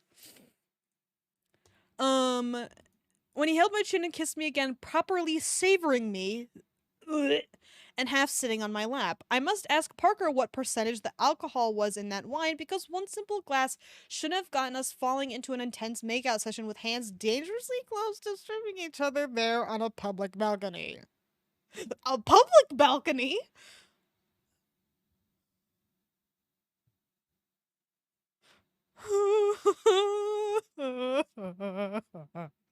Hey, wait. I quickly breathed, and he reluctantly stopped with a whine. Gord, what if I was to... Yeah, I'm gonna jump off the private balcony. Thank you. He reluctantly stopped with a whine. The sun set. Fuck, he groaned, looking out. Sun's not low enough, but if we miss it... But we might miss it if we don't hurry. Hey, you ain't driving tonight, got it? Oh, damn it, I complained. It's only one glass, though. No, but... Okay, they're so responsible. No buts, he said sternly. How many guys have you known who said only had one glass before getting wrapped around a lamppost? I went inside the room, phone reception, and Parker came up with a bill, which I promptly signed in my father's name, since he'll take it out of my allowance anyway, and we left the building arm in arm, feeling full and tired. Isn't your dad still in jail? We haven't gotten a confirmation about whether or not he is in or out of jail. Because his goofy ass was like, oh no, the TV is not working. I guess I'll have to wait for tomorrow's papers. Call your mother. She would know faster than the TV would. Honestly, I feel like you should have been in court, but go off. The mopeds parked away in a garage, and we began the slow walk up the hills, past people and dogs, the daily chaos of the world, and we reached the benches on the cliff top just beside the lighthouse. We made it just about in time for the sun to sink into the sea, streaking the sky with amazing hues of purples and blues and pink smiles with yellow frosting. Okay. In the distance, corns? Car horns blared, old people shouted at clouds, and police sirens wailed, but we couldn't have gotten into a more romantic mood if Vance started showering us with rose petals. He didn't, but instead he picked up a handful of daisies before sitting beside him, plucking their petals, and coughed, standing up straight, again with a grin. This might be the alcohol talking, but want to make a wish with these? Laughing, I joined his side and took a handful of the delicate white petals into my hand, looking at him. Show me how.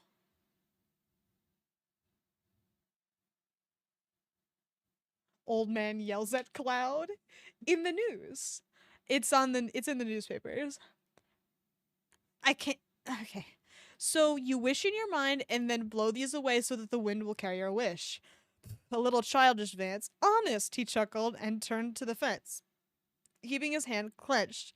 Hopefully not too hard. You've got petals in there. Relaxing, he shut his eyes and unfurled his fingers before blowing at the petals, and they fluttered through the air, wind whistling them out of our sight. What did you wish for? Oh, you don't tell in case it doesn't come true. Figures. I sighed and took my turn. Except I hesitated. What do I want to happen to me in the future? What if I'm not sure? Then clear your mind and blow anyway. Fate knows. I'm gonna fucking kiss myself. Are you kidding me, man?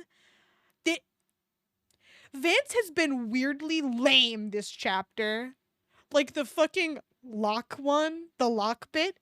Y'all remember that from like a couple hours ago? Yeah, that was really fun. Ooh, I was a big fan of that. Huge fan. But a wish did come up in mind. At the gentlest wind, I could feel breezing my skin. Yeah, that was good.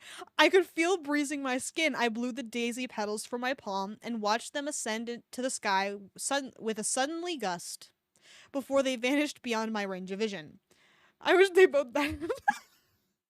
Wow, Cat, you jinxed it because you said it out loud. How could you? Now they're not gonna die in a tragic accident. They're gonna live forever. Damn. I wrapped my arm around Vance, leaning my head on his shoulder as we took the short trek down to the beach house, with my wish still echoing in my mind. Yeah, nice going. I wish that Vance and I could be together forever. Our stay in the beach house didn't come with any surprises or low expectations, but stuff happened there that I won't write in here. Thank God. And another thing that I'm happy about that happened, and another thing I'm happy about happened next morning as a newspaper hit the window and cracked the glass. I hurry outside wearing just my boxers, picking up the paper. This particular location should not have fucking received the paper, but go off. And read the front headline page, in which my father has been found not guilty on all charges against him. I ran to the end of the pier, clenching the paper. Okay, are you fucking stupid? Thanks, Gord. Thank you, Gord. Thank you so much, Gord. I ran to the end of the pier, clenching the paper, and screamed out at the sea in absolute fucking delight. My father's a free man. He's free. I can't believe it. Okay, but I'm not rooting for your father. Your father has been not in this at all. He hasn't existed except for this like just out of reach plot line that we barely discuss except for like maybe twice in chapter 1, which was the reason everything went to shit. But then we stop fucking mentioning it after Gord gets beat up, and then it comes back in technically the last chapter. The chapter 11 is more of an epilogue. So anyway, Biff, if Vance and I adopt a kid, we'll name him after you. I swear on it. That actually, it was his dad. I don't know why you care so much about Biff, but whatever. Now all that's left is to clear up the rest of this academic year in Bulworth Academy and hope that our new year in a few months will start off fresh with many happy friendships maintained. I hope so, at least. I want to hang out with Parker and Biff and everyone else again. Why? They were terrible to you. I thought he was supposed to learn and grow from being rich. Well, you want to name a kid Biff's dad? Excellent point. Literally my bad. I wouldn't name a kid Biff either, but we can't all be winners. Weeks passed, exams fly closer, exhaustion and anxiety irritated every student from every walk of life as bullying of the weaker students completely halted in favor of everyone shutting themselves away for intense study sessions. Vance is lucky to only have like 4 exams to carry out, but the stress of working at his new job and revising was starting to eat at him as he fell asleep next to me at my dorm room desk. I didn't wake him. I simply laid a blanket over his back and allowed him to sleep over the night until he woke up yelling, which woke me up. I'm gonna be like, why didn't you wake me up? He ranted, dusting himself off. Oh man, Mr. Mason's gonna kill me. Sorry, I'm able to have a sleep. I didn't want to wake you. I can't. Not paying for his schooling, not helping him financially at all, and then a little bit sabotaging him regarding his fucking job. Really good boyfriend behavior. If this was... I won't finish that. It's embarrassing. Anyway, wake me up next time. See you later for class. Bye. Then he ran out, slamming the door shut. I checked my clock and almost ran after him to clock him over the head with it because he woke me up at 6 a.m. in the morning. Yeah, because he has a job to go to. Fucking asshole. Jesus Christ. Damn it, you piece of ass. Interesting insult. Luckily, everyone is too busy sleeping in because there's only a handful of us sitting in. Oh no, that sucks. Yeah, you.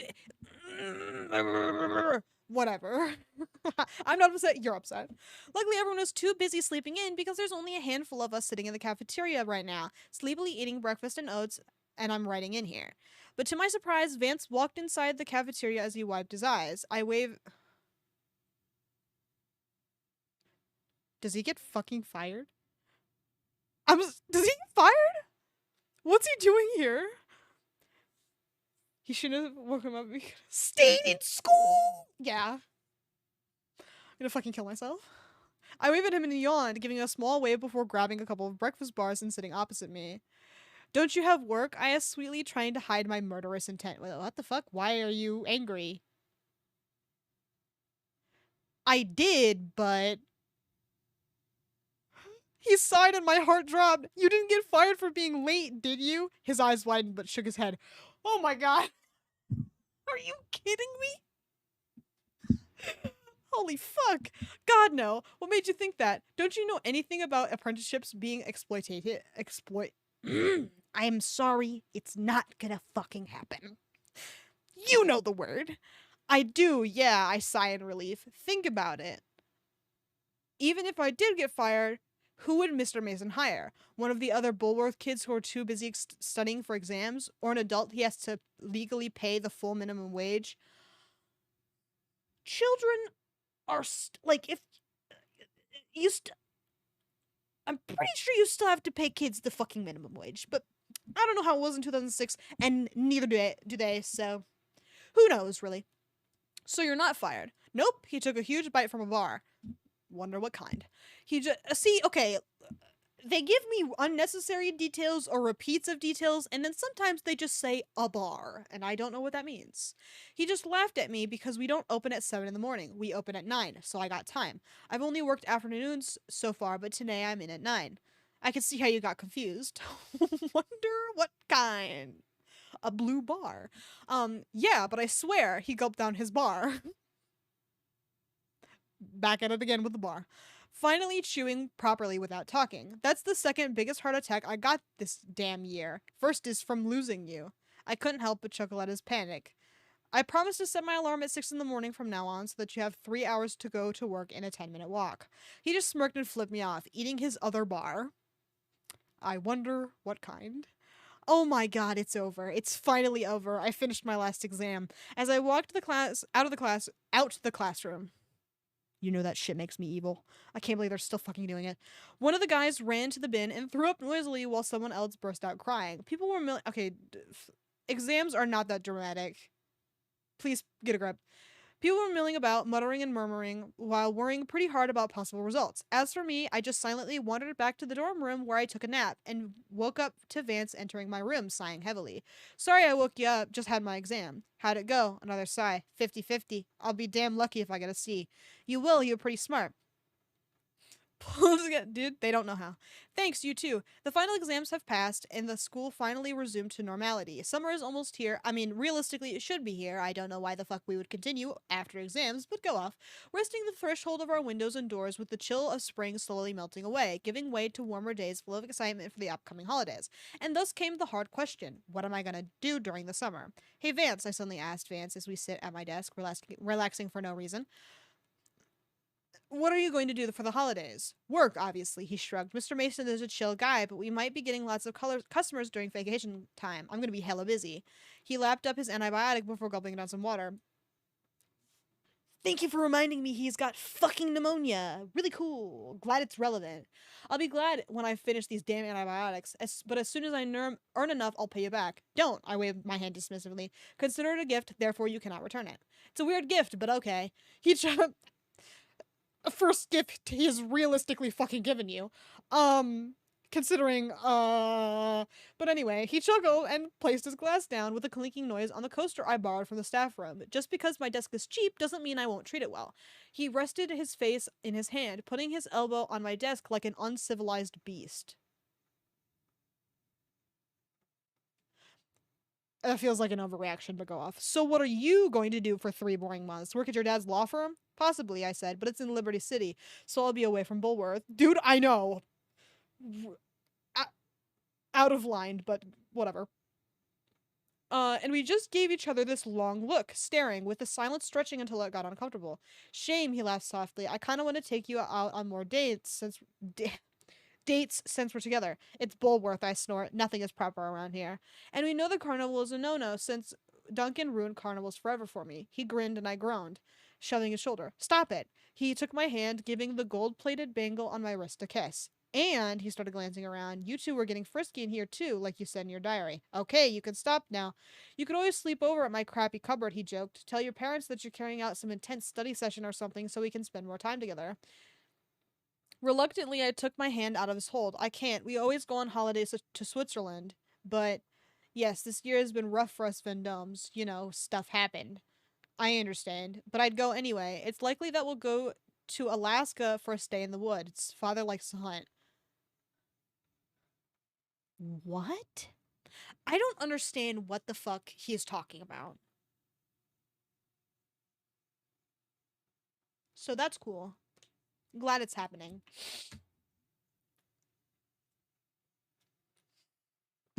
Ah, that was a nice one. Water is fucking awesome. Okay. Hey, sounds cool, he said, and drank more of his water until he gulped all of it down. Once I save up and get a license, I'll get a neat car to take road trips. Never thought of leaving the country? Nah, I don't really have a place in mind. Dad told me the address of where his parents used to live in Italy, but... but there's no way in hell I'm meeting the people who spawned that prick. They could be very different, I commented. He snorted. Yeah, right. Kids can only be as rotten as their parents. I placed my hand on his shoulder, just watching him absent-mindedly touch the glass. I don't believe that. Why? He faced me with a frown, which disappeared when I pecked his lips. You're violent but gentle. Oh my god, he's gonna be a fucking lame ass. Let's get ready. A cringe preemptively, if you please. Oh, this is when I got really cheesy. The qualities you know your parents are... Whoa, let me try again. The qualities you know your parents for are in you. The qualities you know your parents for are in you. Got it, okay. But diluted into this calming mix of controlled anger. You like to solve problems even when they're beyond your control, but you do your best to influence them. Okay, it wasn't as bad as I thought it was going to be, but thank you for the cringe anyway. Violent but gentle is how you describe a dog. More furry Vance accusations, I see. The evidence is piling up.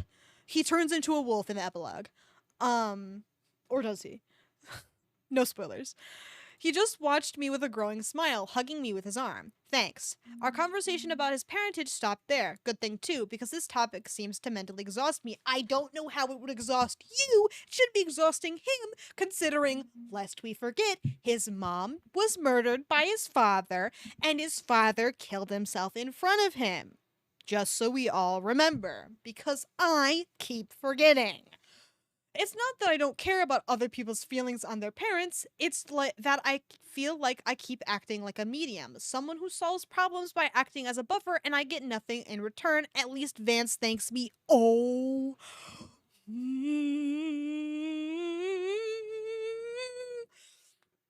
I cannot believe you just fucking said that, man. Are you shitting me right now? You? I feel used. Brother, you've got $1 million. You're not allowed to feel that way. Go to jail. Just like we don't know if Theo, the villain, is in jail. But anyway, Festival Week has finally arrived, and the events are carrying out without any trouble. The Arts and Crafts Club have opened their stalls on the football field, while the swimming pool is currently filled with excited students who want to cool off from the intense heat. I got busy with I got busy checking with every stall runner in the school to make sure that they weren't missing anything or anyone. The library is still a no-go zone for noisy people, but it acted as a refuge for people who simply want to escape the craziness of the festivities, which included a lot of cosplayers going about. This is a school event. I think there'd be like 3 cosplayers. You know, the theater kids. The anime theater kids specifically. To my surprise, Jimmy Hopkins wore the Bulworth Horns mascot outfit as his choice of outfit. Thank you for saying outfit twice. I'm going to kill myself. Does my butt look big in this? He asked jokingly, and I said yes. Good conversation, guys. Real solid. As well as students, the school is open for members of the PTA to mill about at. So a lot of parents and families have come over to join and watch events. Unfortunately, my father is still gathering his wits together, so he couldn't come over. Or so I thought, until it. Father reveal! Okay. Or so I thought, until I felt a tap on my shoulder and I turned and saw him standing there, looking tall and strong again, and I unashamedly hugged him. He laughed, patting my head, and I broke the hug. He had bags under his gray eyes, but his smile looked revitalized. Gordon, my boy, he boomed. How are you doing? In excellent health, I said excitedly. I never felt this happy to see him since I was a younger child. What about you? You're the one that saw the inside of the cell.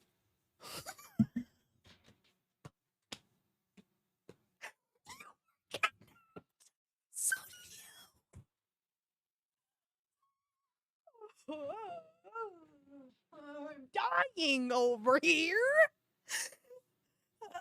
I can't believe the author forgot he was fucking kidnapped. This is awesome. I love Gord Vendome's downward spiral. Literally can't fucking miss, man. This rocks. Okay. Anyway, it's nothing after a few days, he chortled and put his hand on my shoulder. So, let's catch up over a drink, my treat. I look and see his personal driver standing nearby. He frowned at my lack of enthusiasm. What is it, Gord? It's nothing. It's just that I gestured around me at the streamers and the trees, the paper lanterns dangling from electric cables, and brightly dressed students carrying various bits and bobs for different events. I'm in the festival committee. I cannot just leave things on their own. I need to make sure everything goes according to plan. He sighed and my heart dropped. The disappointed sigh. I mean, I feel like your father, I don't know, should be proud of you for, I don't know, being responsible and following through on your, I don't fucking know, responsibilities. A quality I'm sure that is well enjoyed. Why the freak did Chris Ross punch Chris Ross in the penis? Anyway, the sigh that kicks my anxiety, turning me into turning. This is a nightmare of a sentence, and it's not even my bad. The sigh that kicks my anxiety into turning me into a motor mouth. Whew, that was a rough one. You see, the benefit of being a committee member would benefit my resume greatly for my career, and don't, he mumbled, putting his hand up. What's the point, Gord? You're practically getting a free ticket to join my firm anyway, so there is no point wasting your energy with this tomfoolery. I guess. My Rs? I am going brain dead. My eyes dart about. I can't help but feel that things are going to fall apart the second I turn my attention away. But my father has a commanding presence that even Darby would flinch from. I already told Dr. Crabblesnitch that I will see this to the end, I explained apologetically. Believe me, I would walk away. Who says that I'm saying that you're walking away? He interrupted, and I must have flinched without realizing it because he raised an eyebrow. And with perfect timing, Vance approached me. Oh my god. Somebody fucking stop him. Vance approached me, looking tired. The homophobia arc is coming to its peak. From his shift earlier, as he smiled brightly, giving me a hug without realizing that my father is watching us with growing apprehension. Morning, sleepyhead. Man, what a day. At least I'm here in time for the race. Vance? I say stiffly, and he let go in confusion. Wait, what the fuck? Oh, a hug. I forgot. I didn't read that. I did, but I didn't read it. You know what I mean? And hurt. I coughed and gestured towards my father. Vance, this is my father. Father, this is Vance. He rescued me from the kidnapper. Ah, yes, this young man, he said hesitantly, eyes looking at his dirty jacket and his gelled hair. He coughed his throat loudly. not loving that, and his hand and held his hand out. Thank you very much for saving Gord. It saved our taxpayers' money on professional rescue efforts at least. Oh my god, that's the most psychotic thing you could say, I think, to anybody. Anything for my boyfriend? I can't believe you would fucking say that.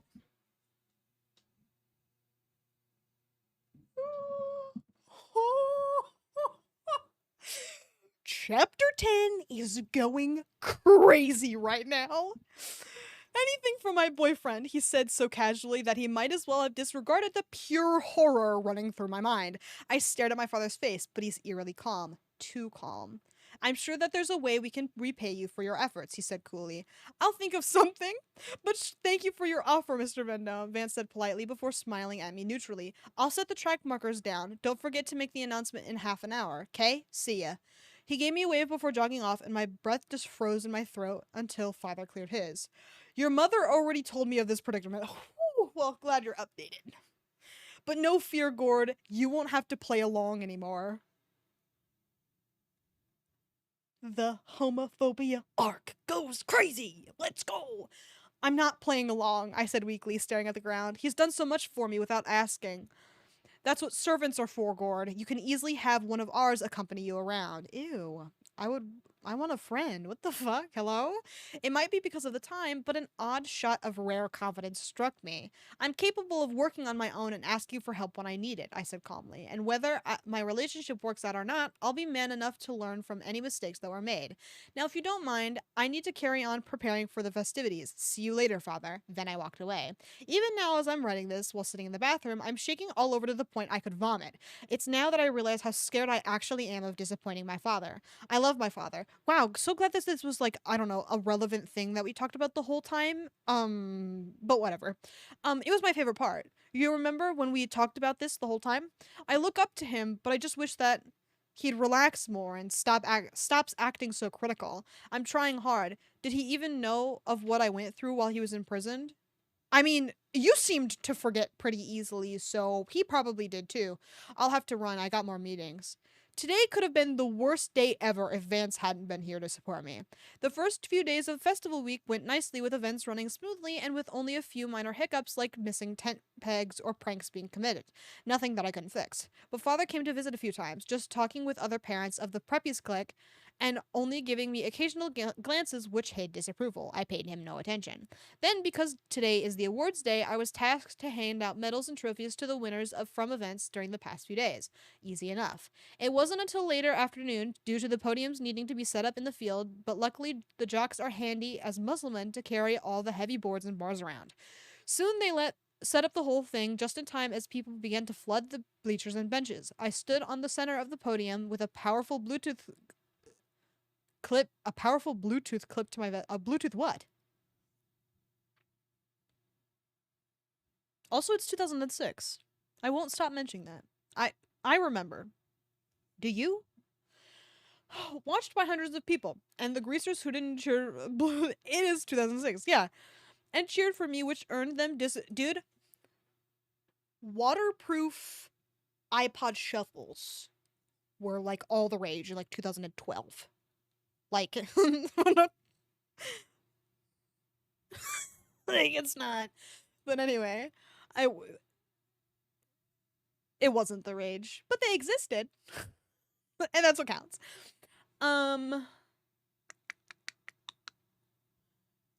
All the greasers who didn't cheered for me, which earned them disapproving looks from the preppies' parents. I grinned and carried on speaking. To all visitors, welcome to to Bulworth Academy's annual Festival Week Awards Day, and I am proud to start off with the winners of the chess marathon. My name is Gord Vendome, and I will be presenter for this year. Boring, but like a good committee member, I announced names and handed out trophies and medals, including participation awards, which was more humiliating than amazing to the recipients. So many ashamed looks. I smirked, bathing in their shame. Jesus, you're a fucking terrible person. What is going on? To my surprise, Vance's name came up in the winners list. And for the first place winner of the new Coventry circuit, Vance Medici. Loud applause. I sounded rather enthusiastic as I read the name out because some idiot started wolf whistling as he walked towards me with a big, tired smile. He must have been working extra hours again. I feel like you should be more aware of what hours your boyfriend is working, but go off. Congratulations, I smiled brightly, and he bent his head, allowing me to carefully place the medal over his head and the fake gold medal. Oh my god. Head and medal, both in the sentence twice. That is a psychopathic thing to do. I'm gonna need a cringe. Please and thank you. Gleamed with his name on it, spelled correctly.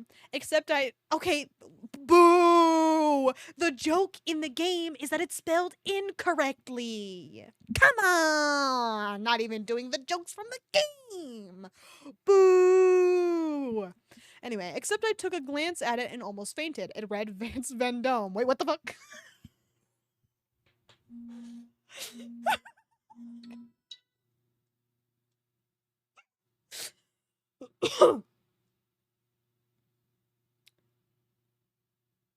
Happy 905, everybody. Sorry, I got like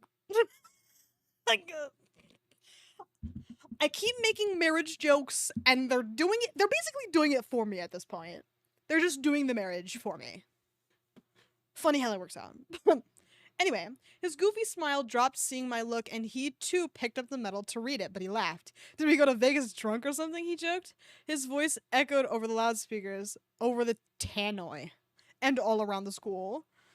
Thank you for your happy 9 to 5 as well. The chattering in the audience dropped to zero as hundreds of eyes of students, parents, and faculty stared at us. I looked at my chest, completely forgetting about the hands-free Bluetooth device clipped to my collar, and my heart dropped to my feet to be replaced by ice. Ha!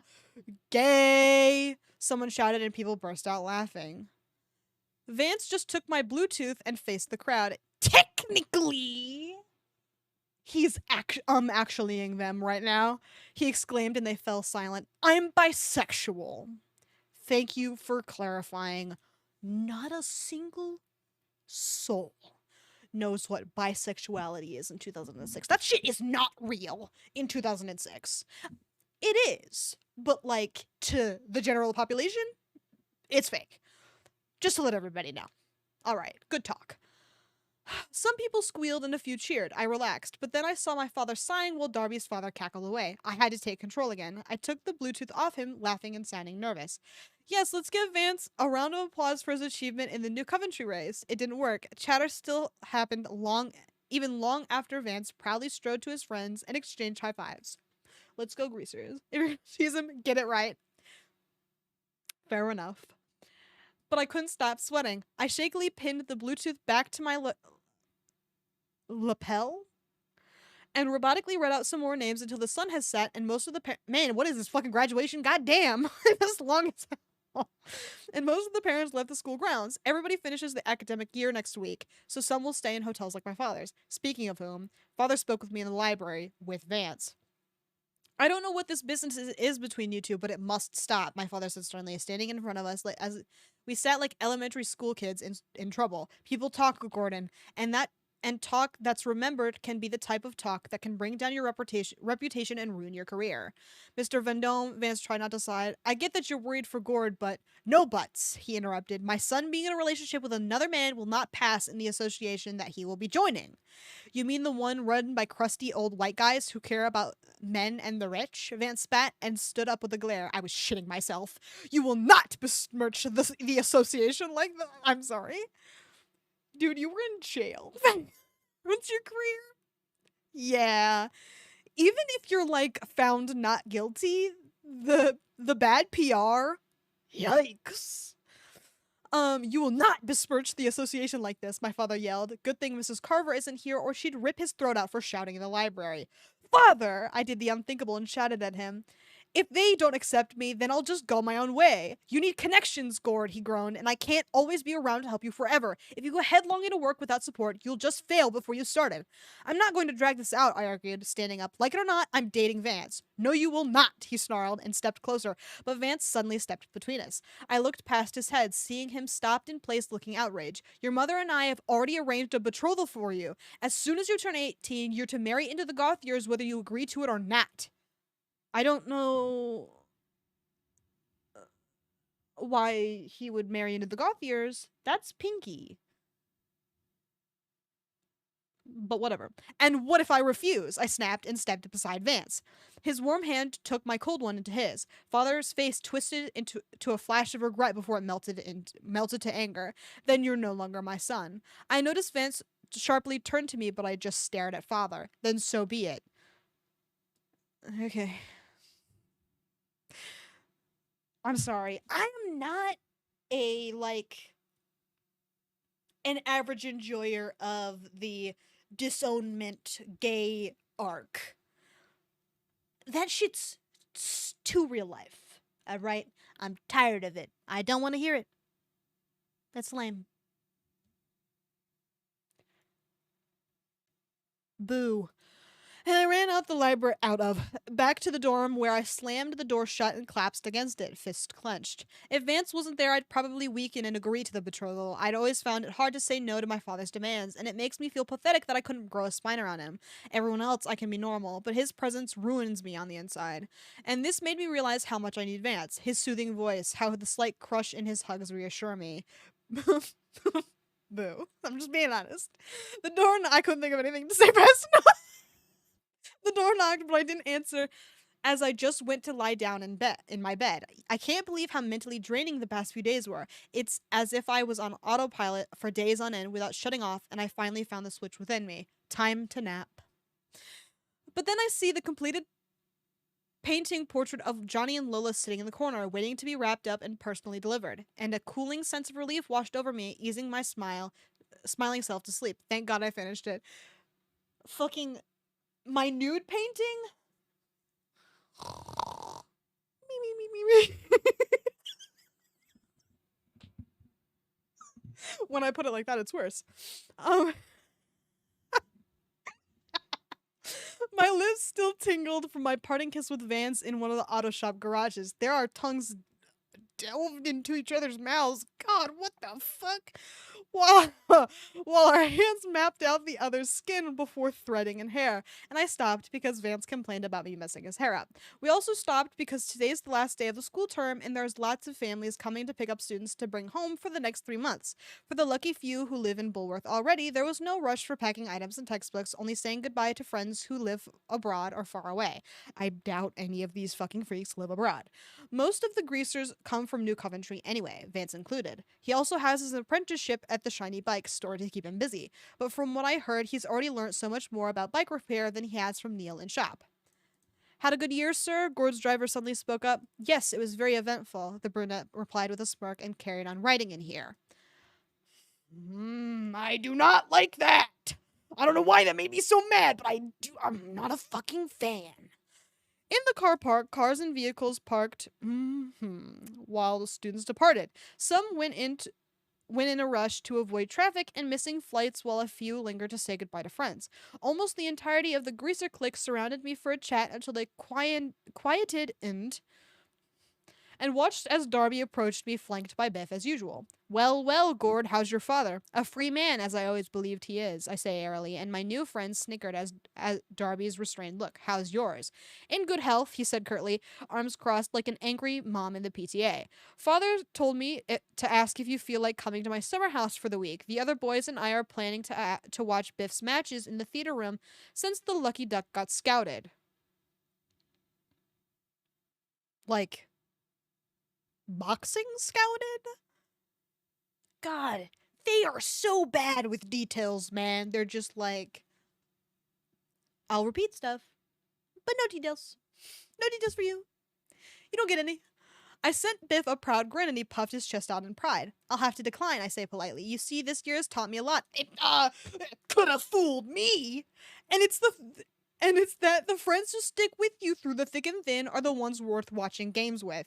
He inhaled but forced a smile. Well said. Also, on the instance of my family, we are allowing you to stay in Harrington House again. I tried so hard not to burst out laughing. His mom scolded him. I knew my mother would come through for me. Not that she had before! Oh my god, he's saying so much psychotic shit right now. What is going on? I'll have to think about it, I said coolly. The boys' dorm is rather cozy once you get used to it. Speaking of which, I stood in my dorm room minutes later, looking at the empty shelves and the vacant desk as two helpful servants carried my boxed positions out and to the limousine. Months later, I would have readily burned this room to the ground, but now it's hinted with a nostalgia and a longing for a simpler life. My door knocked, and the knocks echoed more noticeably. You ready to dash? Choose a game. Hyperdash. Sorry, Vance asked, and I walk over, giving him a kiss. He held my neck, kissing me back before parting. Oh, I wish he wouldn't tease my lip with the tip of his tongue. Whoa! Didn't like that one either. Holy shit. Yes, I murmur, I'll be sure to send you letters. Or apparently you could just text him because we are not in 2006 in your brain, but we are in mine. Address is the shops, but call the shop number outside business hours, otherwise Mr. Mason will get pissed. Ah, and another thing, I started hesitantly, with my father's face in mind, along with my lingering fear for the future. If you ever want to break up with me, don't just hide it. Just say it outright. I hate when people drag things along, and I'm sorry, what the fuck is going on? There hasn't been like a glimmer of like a breakup moment. What? Why are you bringing this up? Whatever. Staring at me, he shut the door with his foot, reaching behind him to lock it before gently pushing me down on the bed and smooching my neck. Oh, what is going on? Stop! Stop! You're going to jail. His hands toying with my tie to loosen it. He stopped and brushed his hair back, grinning at my disheveled look. You'll stop it right now, I know! Ah! You're one of the best things to ever happen to me, Gord. I'm not gonna let go of you anytime soon. I'm gonna miss him so much. Very much. The AC is turned on in the limo, thankfully. I guess we're in the limo. Because what we've done still brings a most heated blush to my face, and I thought I was a pretty dominant person. Not completely submissive, but you get what I mean, diary. We had our fun, then left the room just in time for the last lot of. Oh, I guess we're not in the limo. What's going on?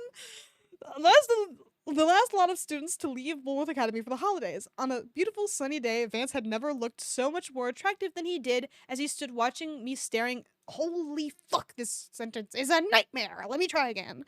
On a beautiful sunny day, Vance had never looked so much more attractive than he did as he stood watching me staring at him when the sound of the boot of the limo slammed shut with my position aside.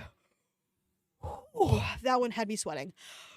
All that's left for me was to go in the limo, sit down, click the seatbelt, and then be driven away to the airport. Away from it. Dude, it was so bad. I still didn't understand it, but I'm not reading it again. While some people are still around, he stepped close and pecked my cheek, and I returned the gesture. I did hear someone gasp, but never mind. All I could look at in these precious minutes are those bright green eyes. Any student who gets shocked at me being in a... You know what would be really fucking funny? Is if Vance, out of fucking nowhere, was Irish. That'd be really funny to me. Anyway, any student who gets shocked at me being in a relationship with another guy are clearly way behind on the gossip and news. Yo, we turned at the voice, and Duncan, hello Duncan, it has been a minute, approached us casually with a grin. So you're just leaving, Gord? Yes, Mother's expecting me to meet her in Liberty City first. Father hasn't spoken to me since my outburst at the library.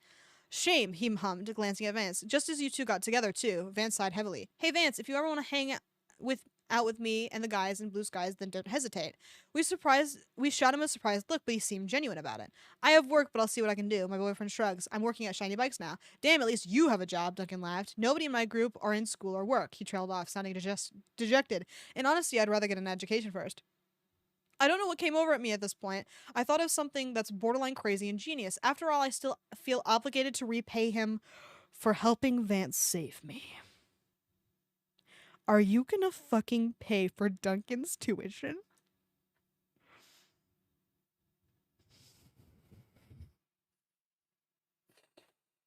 Oh my, no. He needs to pay for Vance's first, then we can talk about Duncan's. Wait, I asked suddenly. When everybody raided Happy Volts to rescue me, where were you? He shrunk, and I didn't like the look in Vance's face at his hesitance. He looked ready to pummel him into the ground. But it's true, where was Duncan during the rescue attempt? As soon as the guys left, he muttered, I called the cops. I figured that if Theo was too busy with the exchange, then he won't know that I called for help. It took a bit of talking, but they finally believed me, and I went back home. I just stepped close and hugged him. He froze, but relaxed and hugged me back. No, just pay for everyone's. He needs to be. Yes, just pay for everyone's, but Vance's first. Because his mom was shot by his father, and his father killed himself in front of him. Just so we're all clear. I'm grateful for everyone who helped me, I said before breaking the hug. That includes you. Now, I look at his face and an idea struck me. I'm going to have to talk to Dr. Crabblestitch later, before he leaves for Spain next week. If you had the chance to return to school, would you? I guess so, Duncan stared at me. Why? I just gave him a smile and shook his hand. I'll see you next term, I said. Word, before hugging Vance one last time, and went inside the limousine, shutting the door and waving to the guys as I was driven away. But I'm in for a long journey home. While I'm excited to be back at the family house, I'll miss Bulworth. Bleh. I still dislike the town and school. Vance and his friends are okay. Well, more than okay. I'm dating Vance and I'm in love with him. Johnny approves of our relationship, thankfully, and he loves the painting that I delivered to him at the tenements, where I revealed it in a dramatic fashion, whipping off the white cloth covering it, and everybody admired it. Johnny was all choked up, hugging me tightly, saying how amazing it looked. Then I found out that he and Lola broke up again, but Johnny mentioned that he appreciated the effort I put into the painting. He actually cried. What the fuck is going on? First of all, they keep doing weird shit with the dad and the painting. No one cares about either plot point. I said it. All right? I'm just being honest. The dude, I know. Absolutely wild. Anyway, but I never felt such appreciation before for something I made from scratch. It moved me. It's like when Vance said he'd offer to cook me a meal. I felt my heart lurch as if I was falling in love all over again, while me ordering us dinner barely shifted my feelings because it's convenient and not very personal. There's a lot I still have to learn from that isn't. There's a lot I still have to learn that isn't from state mandated school curriculums. Got it. Okay. That includes love too. I can't claim to be an expert in it, but I'm always down for learning more about it, only if it's from Vance. Hey diary, I can't write much, but a month has passed and I still miss Vance like hell. We only managed a single phone call and that only lasted 20 minutes. I even wrote a list of things to talk about so that I won't forget, but he had someone come in with emergency repairs, so he had to cut the call off. Mr. Mason is a strict shopkeeper when it comes to mentoring Vance, despite being a generally relaxed person. I just couldn't take any risks with Vance's job. As for me, I mean, you seemed to a while ago when you didn't wake him up for the job, but go off. I mean, not that he was late. The shop opened at 9, but I'll fucking kill you. As for me, I just camp out at different hotels belonging to father. I can't relax. I can't sit still. The nightmares of my time being trapped in a cell haunted me even when the powerful sedatives prescribed to me lock me in an endless sleep. Are we talking? I'm sorry, I'm going to have to redo that one. I zoned out. I know I was reading, but I stopped paying attention. As for me, I just camp out at different hotels belonging to father. I can't relax. I can't sit still. My nightmares of my time being trapped in a cell haunted me. Okay, got it. Even when the powerful sedatives prescribed to me, I mean, they didn't really get prescribed. They were I don't think you understand what prescribed. This shit, dude, it's so long. I know they're wrapping everything up, but the fact that there's another chapter after this, oh my god. Luckily, it's a shorter one. I'm pretty sure we'll be able to finish tonight if we trek on. Then I look at the phone. Wait, that was way powerful sedatives prescribed to me to lock me in an endless sleep and make it more difficult for me to scream and claw my way to consciousness.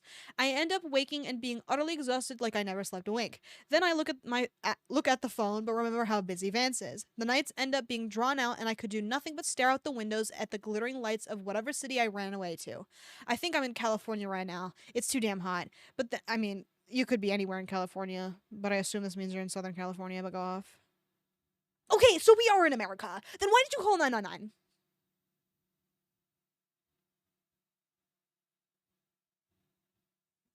Caught you, bitch. Okay, anyway. It's too damn hot. But then my imagination runs wild with the weather, and I just thought of Vance being shirtless while fixing a difficult bike, jacket tied around his waist. Woo. May I have a cringe for woo, please? But for now, I try to do all that I can to keep pushing myself forward. Thank you for the cringe. Time is relentless. But knowing that Vance is in love with me and I love him just seems to speed up time a bit more. Then I realized and I facepalmed with a loud groan. I'm rich. I traveled a lot. Yet I never considered the thought of paying Vance a goddamn visit. I have the money and means of transport to do so. So it's why I'm hitching a ride with Chad in his father's private jet flying back to New England. Caught you again, bitch. We are in America. I was a little concerned because I remembered that we were in America, but like he was in a different spot of America. But now we've confirmed that they're going back to New England. Suck my nuts. Okay. I was also pretty jarred by the private jet thing, but I have moved on. Um, in a gotcha moment. Flying back to New England, where I got the taxi to Bulworth, and I got off outside Shiny Bikes. Despite it being summer, the shop was rather quiet because it's 2 a.m. in the morning. Fucking doofus.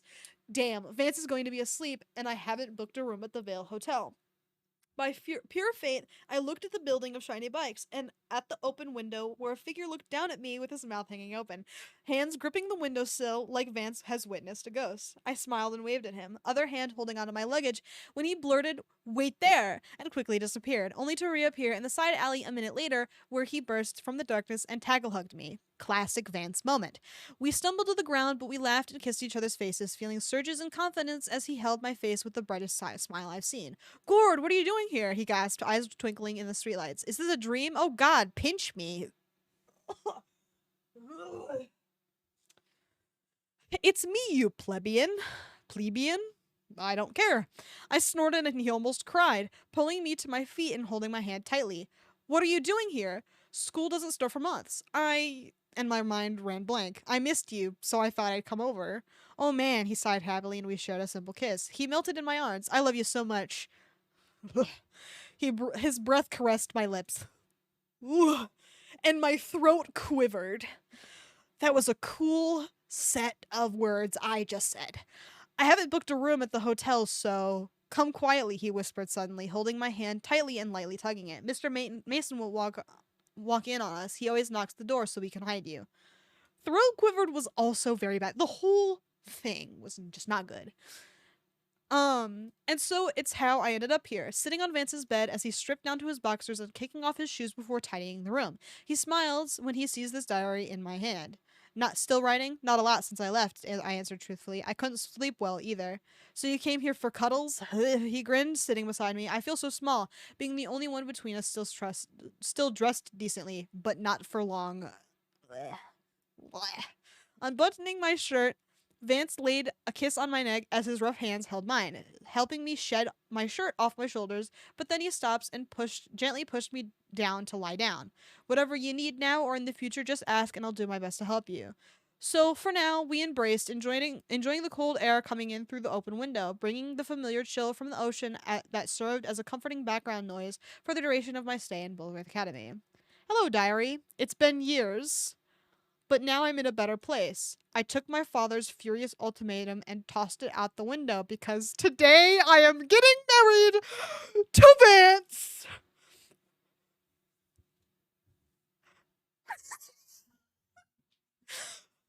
Oh my God, we're so close to being done. Chapter 11, let's go. Oh my God, it's still really long. What the fuck?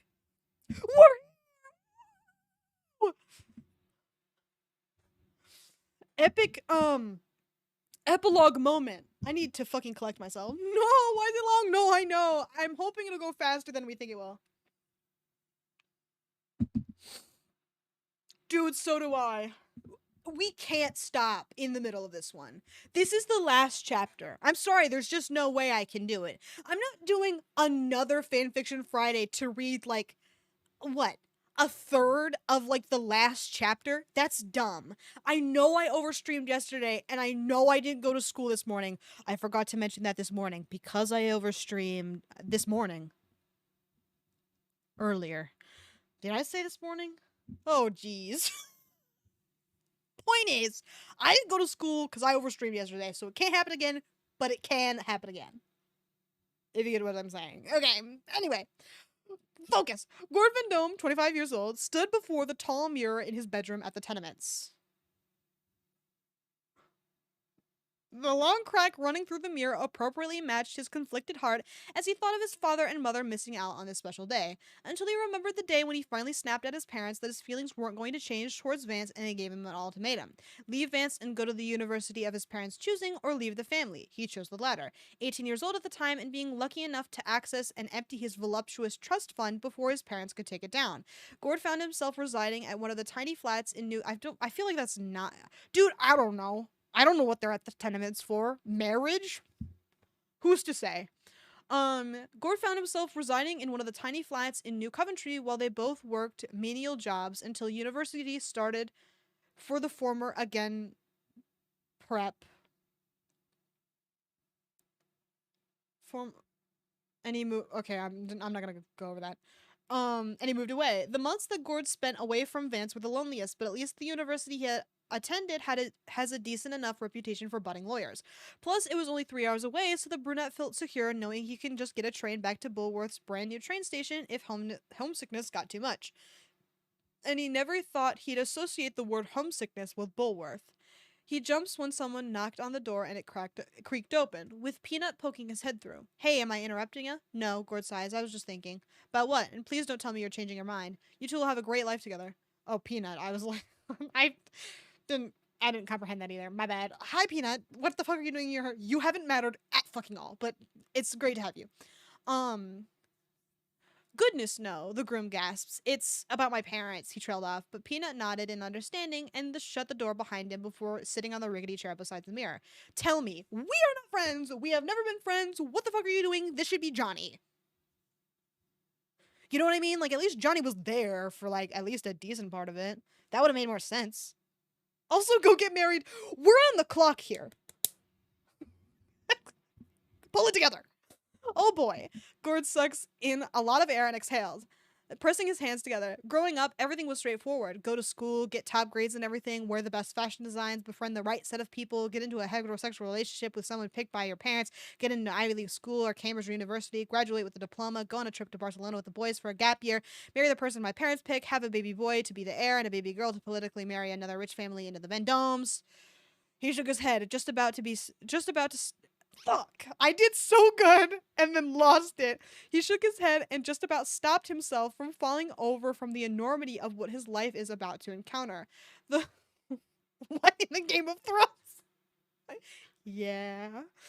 The leather on his old shoes crinkled, shining a little thanks to a careful coating of polish that Johnny had gifted him. You get it, right? I guess. Peter was with a shrug. Your parents decided your whole life for you before you were even born, and you were happy to dance their bullshit because it's what you've only known. Gord, I may have been a greaser when we were at school, but I'm not dumb. Even I can see that you preps were just puppets in all this capitalistic scheme. Exactly, Gord grunts and dusted off the off-white tuxedo jacket that was found in a thrift shop. Thankfully, with the pair of worn ivory trousers, no amount of washes will make it pure white again. I still feel like I wish I could invite my parents to this wedding, but then it would just be to spite them. And then their disappointment will make me wish I never told them I dated Vance, but I love Vance. I need to get a grip. Gulping, his throat clenched before swallowing. Oh god, I love him so much, and I'm gonna have a pauper's wedding, but I don't care. Dude, it's been straight up years, and you're still acting like this. Anyway. But I don't care, and that's what's freaking me out. Peanut snorted and put a hand on his shoulder. Chill. Want to smoke before you go in and kick ass? No thanks. I don't want to enter my own wedding smelling of weed. Cops could show up anytime considering how bored they get and slap us a charge if we so much as breathe in their direction. Dude, this is the worst Gord I've ever read in my life. It's terrible. Fuck. Cops could show up anytime considering how bored they get and slap us a charge if we so much as breathe in their direction. Peanut snorted and tugged at a blunt, but Gord glared at him. Reluctantly, he slips it away. I know I'm having a less than stellar wedding, but can we at least keep some class around here? Damn it, alright, just for the hour. Peanut brushes his own leather jacket, which he wore over his old school shirt that could barely fit him. I swear, if I have to attend another wedding, I'm gonna choke myself with this stupid shirt. His eye catches sight of Gord's old black school tie and purses his lips. So, sure you want to wear that at your own wedding? It's the only black tie that I have, Gord complains. My family didn't exactly give me time to pack up all my own clothes. I just grabbed what was essential. You're still mint, yeah? I'm not spending all my money in one go, the groom says, straightening his tie and starting to button up the off-white tuxedo jacket. I may have a lot of money, but it's only responsible to spread it evenly as save 10 from each paycheck. He blinks when Peanut chuckled. I'm sure glad Vance is marrying someone like you. I'd rather it be you than some classless skank. Oh my god, watch your mouth about women in general. You two give each other this emotional energy that doesn't wear you out. Gord just sent him. Is it legal to get married at this point? I think it is. Because I will nitpick. You bet your ass I'll nitpick. You give me okay. Gord just sent him a quick smile before folding the cuffs and quickly ran a comb through his hair. Standing in the middle of the tenements, he stands out like a sore thumb. Except that is to be expected today, as Peanut escorts him upstairs over the rickety stairs, past the walls of cobwebs, and clambering through open windows until they made it to the loft space where a long red carpet was rolled out between two opposing rows of chairs of various sizes and materials. Sitting on those mismatched seats are Vance's buddies, and Gord's too, and to Gord's surprise, Jimmy Hopkins stood beside the red set. He's fucking officiating. That's really funny. Jimmy Hopkins stood beside the red himself, who was facing away from the loft stairs where the former I believe it too. That's really good. Where the former prep is trying not to pass out from seeing his groom in a noticeably different outfit. Jimmy winked at him and Gord almost deliberately let himself drop backwards down the stairs, but Peanut grinned and held his arm to keep him steady while whispering above the noise of a violin being played by Eunice. Hi, Eunice, who has also been completely irrelevant until now, whose presence also surprised the hell out of him, and me as well, the reader. Not that she looked bad in a white cocktail dress that hugged all her curves or anything, but Gord hasn't seen her okay, hi, Eunice. Yeah, I don't know what's going on. She still looks the same, except happier and with a gold ring on her finger. Chill, lover boy. Just 10 more minutes and you won't have to look at Jimmy again. That's not what I was thinking, Gord hisses in horror. Why is Hopkins here? To give you his blessing, doofus. He's still the king of Bulworth. They ruined it. It was so funny that he was officiating, and now it's super omega lame. Like, that's fucking awful. We're 25. Yes, sir. We sure are. But here we are. Yes. Then Vance slightly turned and almost spotted his groom, but Jimmy quickly mutters something to him and he impatiently faced Johnny, who stood behind a makeshift podium which was really a stack of milk crates with a white cloth thrown over them. The former clique leader watches Gord with a knowing smile and briefly adjusts his white coat to hide his dark clothing. The spectators, however, turned in gasps and whispers hiss as all eyes apart from Vance's fixed on Gordon's appearance. And he is thinking now, how the hell can he be a decent lawyer if he can't stand to be in a room full, scratch that, less than 20 people in a room? His heart, that was a terrible sentence, but we're moving on. His heart hammered, his blood okay, also, Vance can fucking look at him now. Like, I don't know why we're doing this. His heart hammered as blood thrummed in his ears, slowly deafening him. But then he spots Johnny standing up higher and cock his head towards Gord, and Vance stiffens. Okay, never mind. I guess we're fucking looking at him now. I'm confused. Before his eyes widened at the sight of his groom. Feeling more at ease, Gord felt himself smile and took a step onto the dusty red carpet as the audience watched in amazement. I feel like this is the worst wedding anyone's ever been to, but go off. Even Gord can make poor, worn clothing look good. Oh my god. Rather like how he can be with someone poor and worn and make them feel like gold. Dude. Are you kidding me right now? We're still doing this. We're still doing it.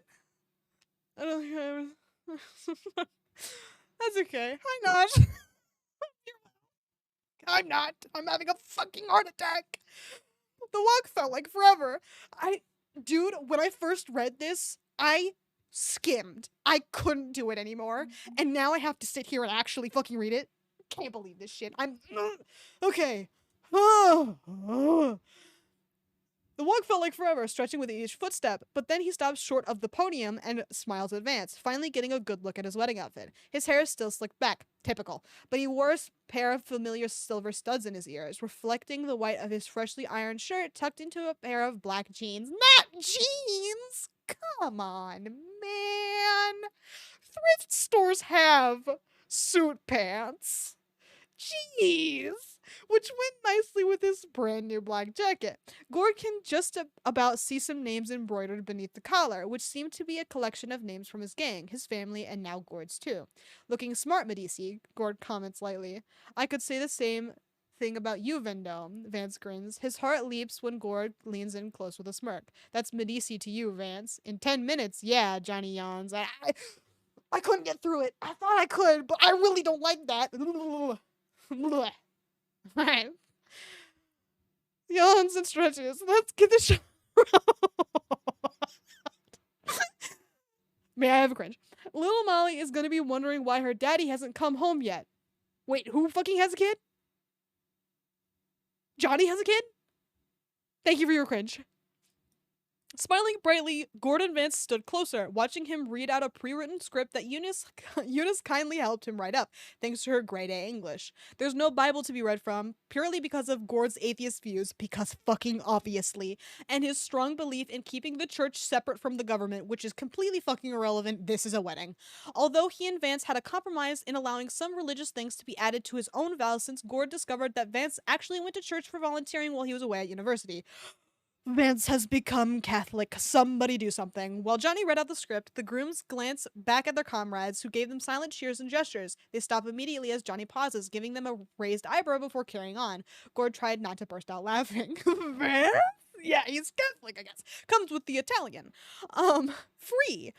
Then Peanuts quietly stood up from the broken toilet he sat on. Look, dude. I love weddings. Like, I'm a little freak, alright? At least do it properly. God, I mean, jeez. I'm a romance connoisseur and you're having Peanuts sit on a toilet? Fuck! And pretending to spank himself. Oh my god. While Hal pretends to swoon and fan himself. Like magic, as soon as Johnny stopped speaking, they sat there looking like metaphorical angels with their hands together.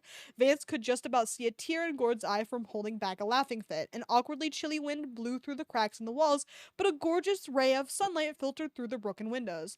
Gord and Vance quietly watched as everyone stood up from their seats, dancing as quietly as they could when Johnny finally caught them in the act and they scrambled to sit down again. Gord snorts, mentally thanking Peanut for giving him a spare handkerchief as he had to quickly wipe his nose. Oh, it was also not long ago that you were just one of the snobs of high society, and he still seems to be, but whatever, the former clique leader says, trying not to chuckle as all his pals high-fived. Then his voice grew deeper with solemnity. Anyway, I can't do this anymore. He hasn't changed much, but whatever. No, I agree. But it was also not long ago that your family has abandoned you and cut into your trust towards them. You even did all you can to help them, to love them and carry out their will, but while you can give them as much love as you can, there's only so much you can give before you receive far less until you have none.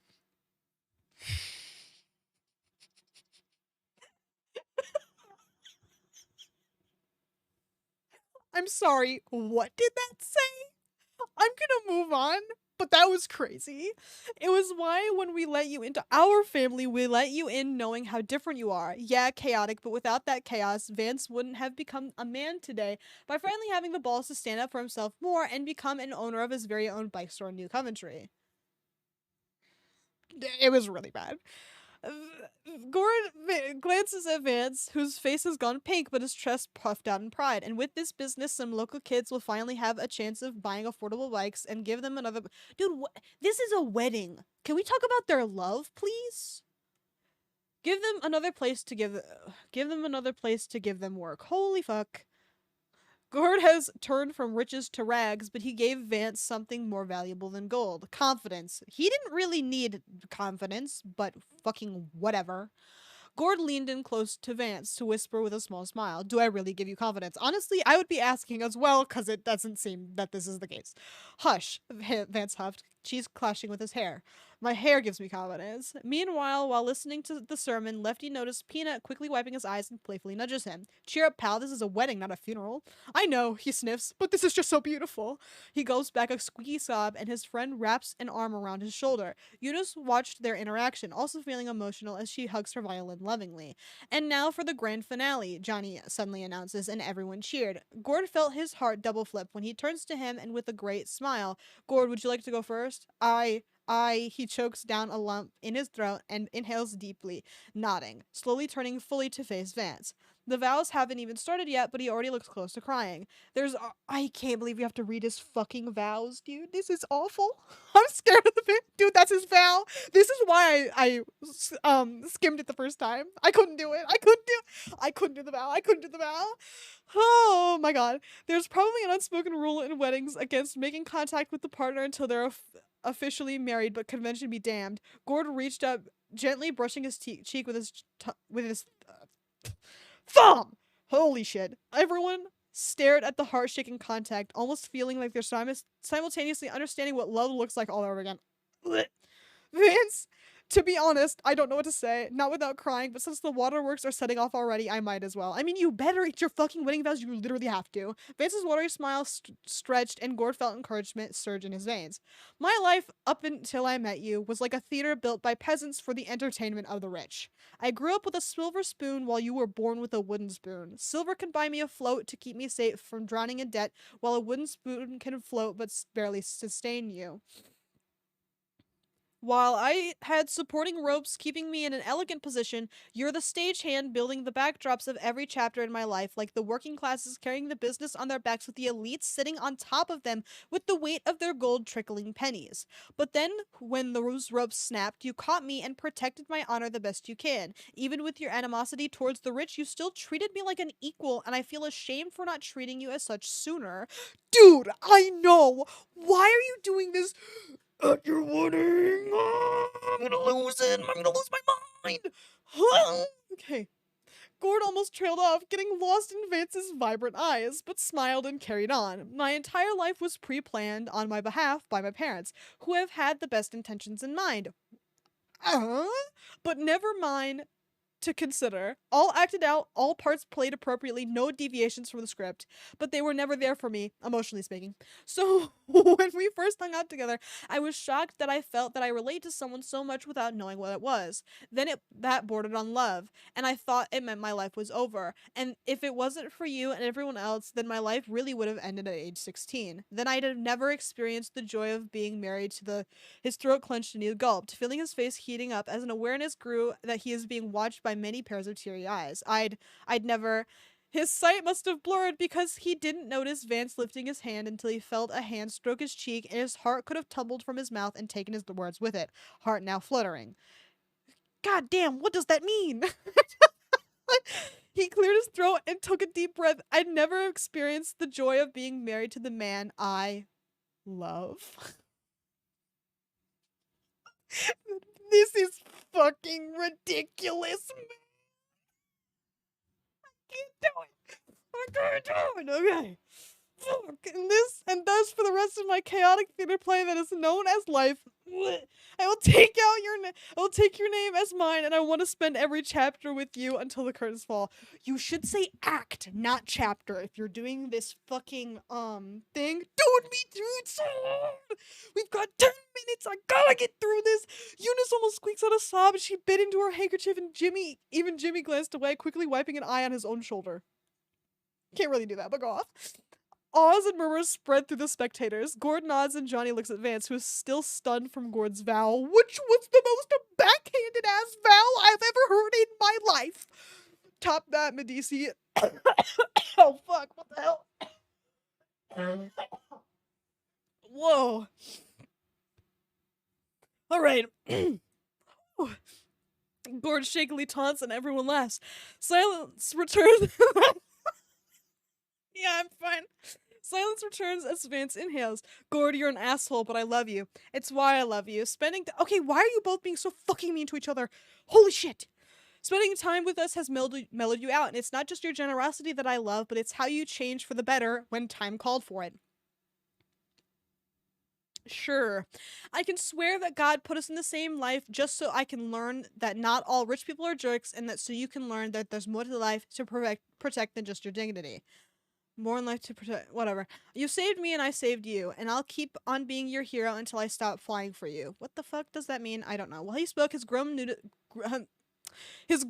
notices how the sunlight kindly shone on his silver earrings. If anything, you're perfectly. What? The earrings feel irrelevant, but go off. If anything, you're perfect to me. Even when you nag me about the laundry, I just want to kiss you and thank God that you're still alive. Because a life without you would only be depressing. I'd find it cruel to keep myself alive. I'll keep on being your stagehand, but only if you agree to be my hero until we stop flying and let those angels carry us instead. Oh my God, that was awful. I'm gonna need a cringe for that one. That was worse than Gord's. I think it was the Catholicism. Fuck, Gord gulped, holding his hand up to his mouth and thank you for the cringe. And for a moment, Vance panicked, but suddenly felt himself being tackle-hugged by the brunette. I love you, Vance. Hugging him back. Okay, dude, you're like millimeters away. You do not need to tackle-hug him, but go off. Hugging him back with their heights being closely similar, Vance rested his head on his shoulder, humming softly by his ear. A cough interrupted them, but they still held each other as they looked at Johnny with small smiles. Any rings? He asked lightly, and the two reluctantly broke apart. Gord watches as Vance turns to Jimmy and accepted something off him, but then the prep felt his pockets, feeling a spike of panic. Someone tapped him on his shoulder and he jumps, but Peanut quickly stuffed a small black velvet box in his hands before sneaking back to his toilet. Can I have another cringe? Just as Vance faced him with his hand held out, Gord took a two-tone ring with a gold band and two stripes of silver on either side of it. Smiling as he reached his hand out and Vance took it, placing a similar two-tone wedding ring into his finger, except it's an inverted version of Gord's ring for Vance, as it has a silver band and two stripes of gold bordering it. Because silver is my look, Vance explains with a grin. Your ring will help remind you. Funny, Gord sniffs and takes Vance's hand, slipping the ring onto his finger. I like gold, and don't you forget it.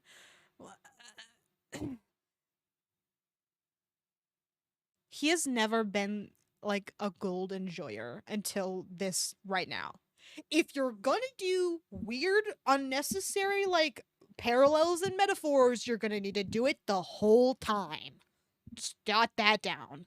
With the rings finally in place and the grooms looking at each other in growing happiness, Johnny grinned and clapped his hands once. And with that, ladies and gentlemen, with Jimmy as my witness and the power of Bulworth invested in me. Oh, wait, so he's not officiating? Johnny's officiating? They ruined it again! I can't believe this. Jimmy would have been such a funny officiant or guy thing. I declare these two married. Vance Medici and Gord Medici now kiss. Among laughs, the two lean in and share their first kiss as an unofficial married couple. Okay. The rowdy applauding shivered the building. Okay. The power... No, yeah, it was really bad. I feel like if Vance is Catholic, Johnny should be even more Catholic, but whatever. But the thunderous cheers made up for it as everyone broke into a celebratory dance, tossing lots of bits of torn tissues onto the couple. That's kind of gross. As they held hands tightly and made their way down the makeshift aisle. The two made it through the side window on the ground floor, with Vance suddenly bending down to lift Gord into his arms and sitting him onto the back of motorbike that parked there, with lots of tin cans tied on strings behind it, courtesy of Norton. Gord gave them a questioning look, but quickly wrapped his arms around Vance as the vehicle suddenly started with the engine crackling noisily. The cans clattered loudly as he drove around the made roads of New Coventry, showing off to the citizens and generally annoying the hell out of them, much to the newly married couple's entertainment. Even years later, Bulworth hasn't changed much. Despite the dying class of greasers being slowly replaced with goths...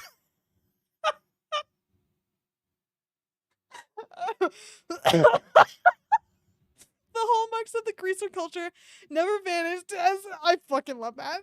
Never vanished as it's forever etched into the memories and the graffiti that was too high for city workers to cover up. Noticeably, one prominent message in bright pink paint that read Gord X Vance forever, which is an extremely goth thing to do. So that checks. Gord groaned at that, imagining an obnoxious 13-year-old in gothic Lolita clothing carrying a stack of yaoi.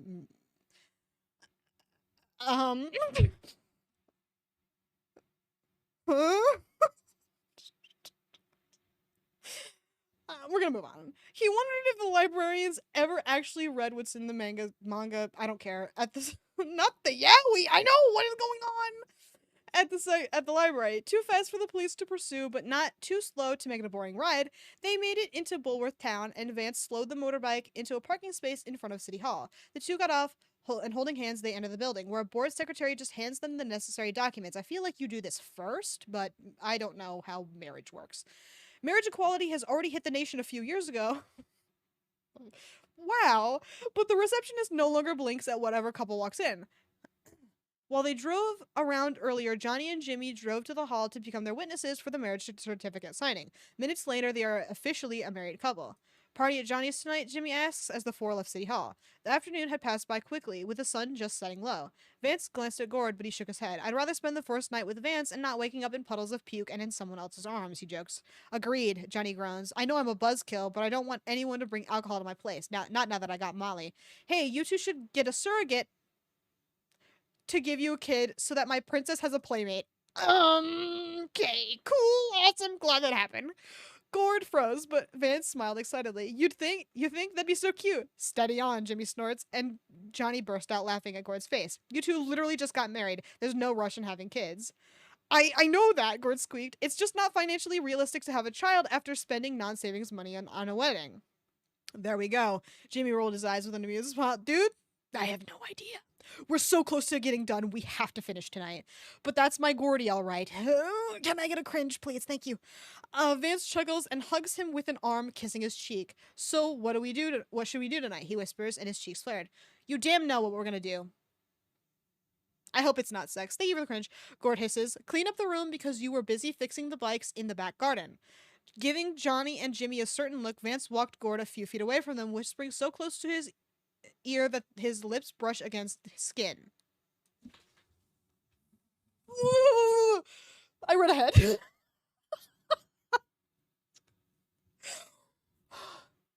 God forgive me for what I must do. No, I'm gonna slam you against the wall and tell you how much I fucking love you before we strip down. Forget about cleaning and have a soft fuck all night long. Oh my god. I'm gonna... I can't believe they're making me do this one more time before I die. I'm gonna make you beg for me to pound you so hard that you won't walk and leave me for work and let me see all of you spread out before me. Then next morning I make the breakfast. Dude, me too. But it's over. We made it. Oh my god. Gord's face is aflame with redness. Me too, brother. Radiating pure awe, burning... Dude, Jimmy and Johnny are like 2 feet away. Thank you for the cringe. I'm sorry it didn't work. Thank you for the cringe again. Okay. Radiating pure awe, burning like a radiator in this chilly afternoon. Vance grins and kisses his cheek. How about before that, Gord mumbles, voice shaky, we go for a ride around the Vale, around the neighborhoods up there, and egg their windows? Vance's breath gasps against his neck, and he notices his eyes flutter shut. You know me so well. And if we break some windows, that would be even better. God, yes. His arms tighten around his eyes. Okay, shut the fuck up. And Gord's lips finally curve into a smirk. I hear that Darby is having a dinner party tonight. Gord, if we weren't in public, I'd take you here and now.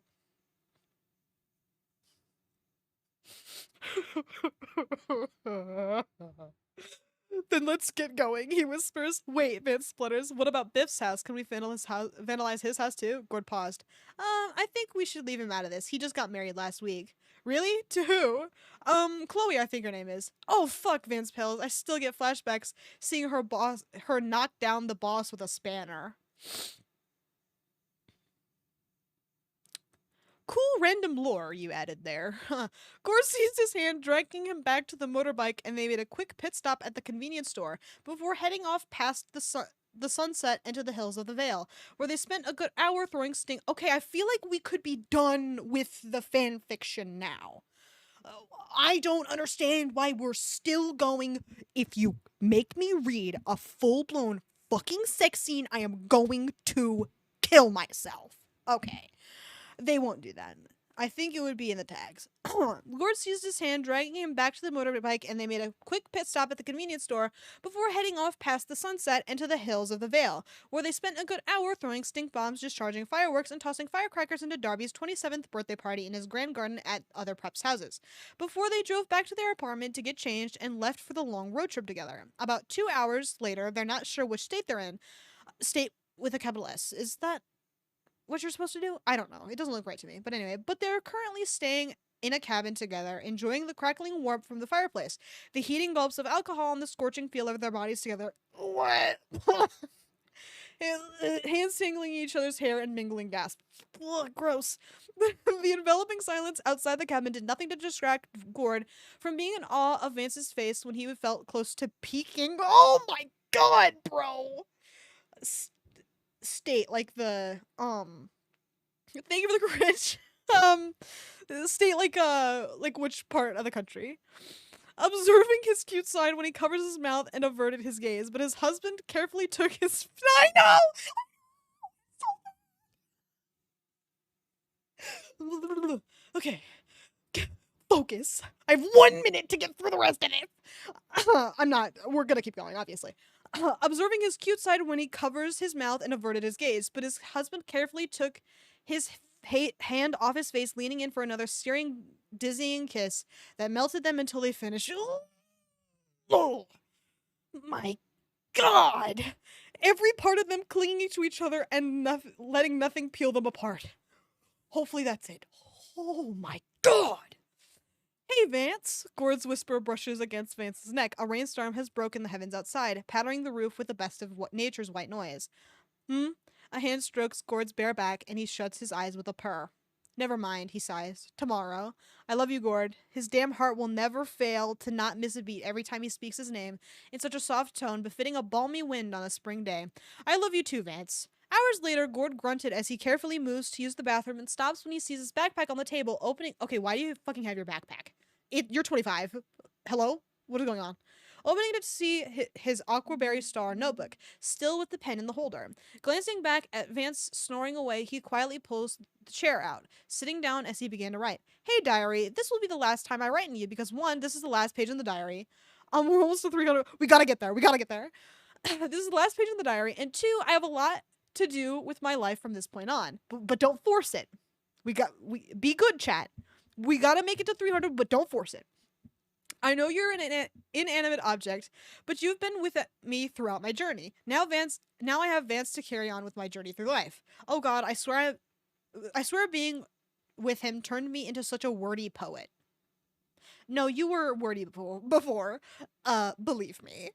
Rejecting my family in one last act of defiance, I married Vance and took on his family name. I am now Gord Medici, which feels weird because we did a thing earlier in the other chapter where he was Vance Vendome, which kind of sounds a lot cooler than Gord Medici, but maybe that's just me. It takes a bit of getting used to, but it feels natural the more other people say it out loud. While I'm sad that I no longer have contact with my family, I have another family in the shape of the former Greaser Clique members. To me, though, they're not just former Greasers. They're a bunch of adults who are stumbling through life like I am. Life now isn't that much different from school, but it's a hell of a lot better. It does get better. No matter what, there are always different options to choose to change your life or steady it. Oh my god, are you doing a fucking graduation speech in your diary? Please get a rep. After I finish this road trip honeymoon with Vance, there's a lot I need to sort out, namely sorting out my affairs to properly cut off ties with my family. You don't really need to do that, but whatever. I'll need a good lawyer to help me out, too, so thank God that Biff is still a good friend of mine, as is Parker and Chad, and everyone except for Darby. Darby can go fuck himself. I almost feel bad for egging their houses, but they can always blame a Bulworth student. Bulworth Academy is nothing more than a distant memory. I sure as hell won't miss that place. But at the same time, it leaves behind a persistent stench of nostalgia within my mind that'll only grow stronger with age. I'm going to reread this diary on our 1-year anniversary. That's the fucking lamest shit you could ever do. Please get it together. When I do, it'll be to remind me of how far I've gone in life. I may no longer be among the privileged elite, but life didn't stop. It just carried on. So I must walk on. Hopefully forever with Vance by my side. Writing for the last time. Goodbye, diary. Gord flinched when he heard the bed creak and saw Vance getting up, wiping his eyes. Sorry I woke you up, he apologized and shut the diary, getting up. I was just about to use the bathroom. Vance murmured sleepily before flapping over the bed again. His husband left and returned a minute later to carefully slide beneath the covers and snuggled into Vance's arms, curling up. His arms tightened around him and Gord pressed a kiss to his neck. For a moment, he mutters, and Gord listened. When I woke up and you weren't in my arms, I thought I dreamt everything. That would be really funny, actually. That would be crazy. But I'm gonna need to cringe for that. That was too bad. That was too much. The brunette noticed his cheeks looking wet from tears and his heart lurched. Look at your ring, dummy, he huffed and kissed his wet cheek. That's proof enough that we're very real. Where did the time go? Vance sleepily mumbled. Dude, I don't know. It's been 3 hours. This is crazy. Thank you for the cringe. Vance sleepily mumbled, craning his neck so that his lips could map out Gord's neck. Ugh. It'll go forever, that's for sure. Gord's gasp sharply cut off his words when his husband began to nibble a little harder next to a love bite left earlier. Fuck, Vance. He choked back a moan. Okay, I'm gonna need another cringe. Fingers gripping the sheets rather than Vance's scratch marked back. Ugh. As soon as his smug partner finished marking him again, he pulled back with a smirk that sent a shiver shooting up Gord's spine. If you say so, but it's my turn now for payback. Wait, Gord suddenly said, and he stopped, staring at him as he let go of the sheets to sit up, and reached behind to the bedside table where he picked up a smartphone. Vance groaned. Babe, turn that off. Tonight's our wedding night. I know, the brunette said impatiently, tapping away. It's exactly why I'm doing this. I want a photo of us. Stop. He snorted when Vance choked on air, like...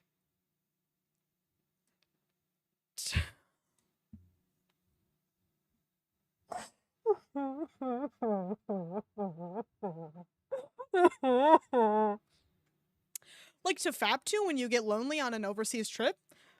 No, now it's Gord's turn to gag. Nothing nude. Well, I just want a decent pic of our faces, like smiling. I mean, since there's a nice ambient light in here, and we both looked wreck already, I thought we'd have something to remind me of our wedding night. That was fucking awful. I can't do this. We're so close to being done, but I'm gonna lose my mind before it happens. Arms around his... I didn't read this far. I quit before, so this is all new to me. Arms around his shoulders as his love sat behind him, flush against his back, resting his chin on his bare shoulder with a look of clear understanding. I see you forgot the word for it, didn't you? Vance said bluntly. No, I haven't. What is it then? Self-portrait? Oh my god, did he forget did he forget the word for selfie? Okay. Vance's grin is mirrored by the camera in Gord's smartphone, and he tried not to burst out laughing at Gord's displeased expression. His thumb quickly hit the button before their looks could change, and his partner yelped. I'm deleting that one. I look dumbfounded. No, you ain't. Vance quickly smoothed. The notes. We're almost done.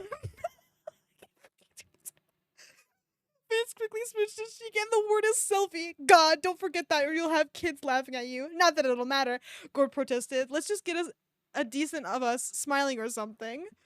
No, all that. Dude, I asked for like 2, and nobody responded, which is fine. I love you very much, but if you're interested in those 2, fucking feel free.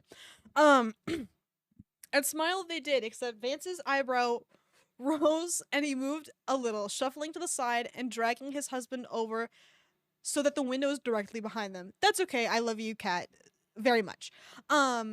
And smile they did, except Vance's eyebrow rose. Wait, fuck, I read this already. My bad. Apparently I didn't comprehend it enough, so let's give it another go. And he moved a little, shuffling to the side and dragging his husband over so that the window was directly behind them. Alright. There, and if we're lucky, we might get a flash of lightning. Like, that's going to happen. Now, I bet there's a fucking flash of lightning. I'm gonna fucking kiss myself. I just wasn't listening, I guess. That's okay. I love you. Like that's going to happen. Okay, now smile. Gord, you look tense, Vance commented dully and noticed his face twitch. Inhaling, his arms dropped to wrap around Gord's waist and he leaned his head against Gord's rather than his shoulder. Gord, I never thought I'd fall for you all over again, but when I saw you walk up to me at our ceremony, you proved me wrong. Ugh. The brunette's cheeks relaxed as he watched Vance whisper to him softly on the phone's screen's reflection. Ugh.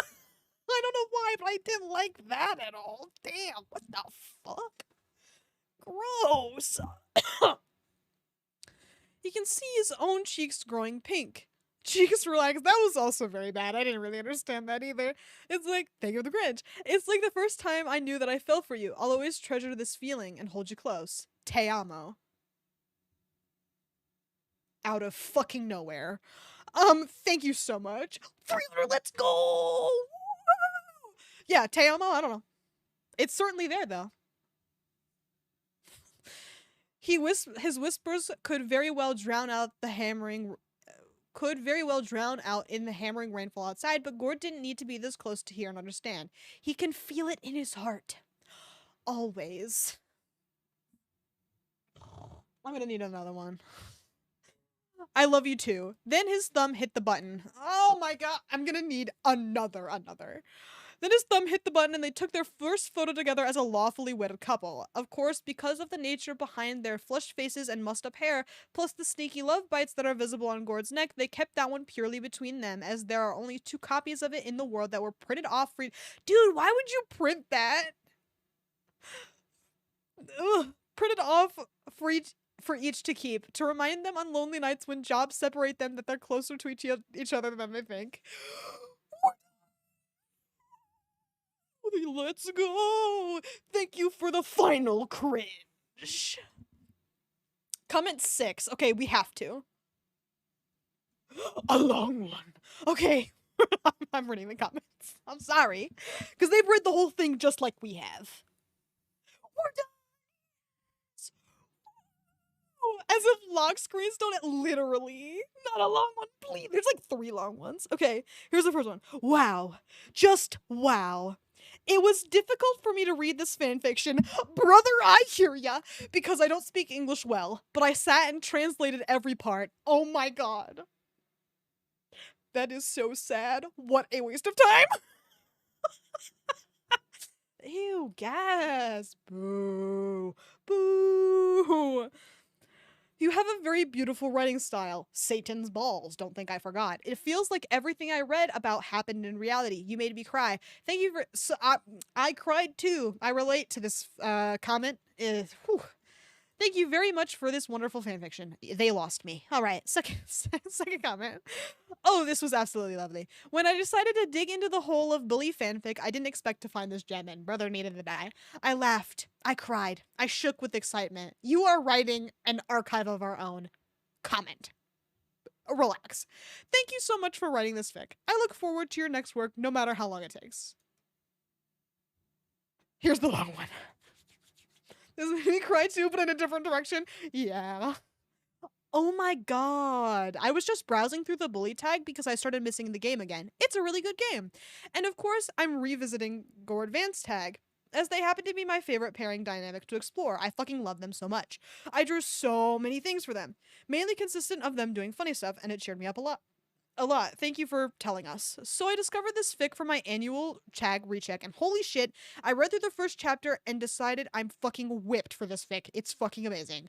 I was dreading I couldn't continue reading it from chapter 2 because my Wi-Fi got cut short, but I found it an alternative, so I've been reading it till the last chapter nonstop for 10 hours or so. Yikes. I'm a slow reader, but it's okay. I'm in awe every moment of the writing. Anyway. I'm sincerely very entertained by it, and I wish I could have left a comment on every single one of the chapters just to express how I really felt and my genuine reactions to each chapter because I love every chapter. Each of them are so intriguing. And Goes and Vance are so fucking cute together. Nice going. And you make it work so well. I just love... We couldn't read it because... Get on our level, and it was literally the worst day of my life. Not to be overdramatic, but that shit was terrible. I just love how much of a petty asshole Gord was. The way you write him should be given character awards for because I swear I doubled over laughing at every moment of his little spontaneous thoughts. Actually, I wanted to kill myself. I just signed my death warrant is my personal favorite, i.e. the most lame example. He's an asshole, but he's trying his best, and that's all that matters. And Vance is a saint. Honestly, I fucking love this boy. I'm signing adoption papers, honestly. And he could use them. Because lest we forget, Vance is I won't do it again. Sorry. Also, the little inserts of characters like Jimmy and the Greasers and the other cliques is just really everything good could have ever imagined. Just like it felt like the story you wrote might as well be just the cutscene plot of. The cutscenes in Bully are funny. This was a nightmare. Plot events that happened in the actual game itself. I can't stress how much more I can say just how much I love this fic. Jimmy, especially with two C's, I missed him so much. I love his little cameos as the king of Bullworths. Um, and just walking around doing his stuff and minding his business, but still keeping in contact with the people who he'd want to protect, he'd wants to protect. Thank God, it's so sweet and it's very Jimmy Hopkins. And also, I wish I could say more about the happenings of the fic, but let's just say, oh, adored every last one of it. I care so much for the characters in your story, how you depict them and their struggles and friendship blooming and alliances and etc. etc. They're also very good. Also, there's this one chapter, the date one, I love it, where Gordon Vance snickered about potential nerd and non-click romance blooming. That is a foreshadowing for Cornelius Duncan, right? I need to read over your other fics too. You're awesome, by the way. Thank you for writing this. It's a real treat to read.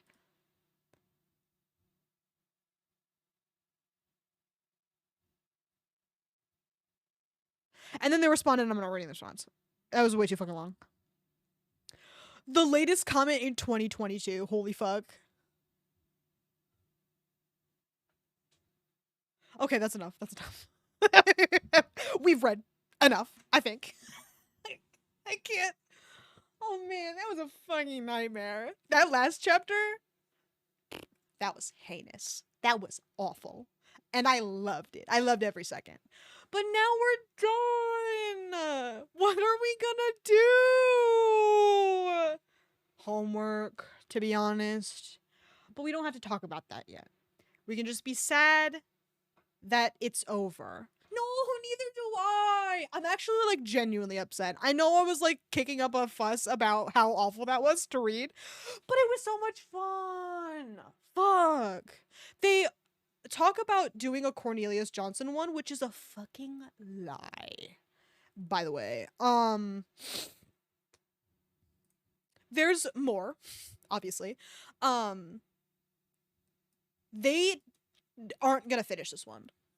It's Duncan's downward spiral, and I guess it's Cornelius. He's there, but he doesn't. They don't finish it. It was fun to suffer together, yeah. And they do have Kirby Olsen, which is. I fucking loved it. It was terrible. Like, literally worse. Well, no. Gord's downward spiral is hell. But Kirby Olsen's downward spiral is hell for me specifically. It's hard to describe. Maybe we'll read it someday. Maybe we won't. I don't know. Fingers fucking crossed that they finish Snowstorm Slaughter, which is right here. 13 out of 18 chapters. I want it so bad. Fuck. It's so... Murder? That's terrible. I want it. Alright, anyway.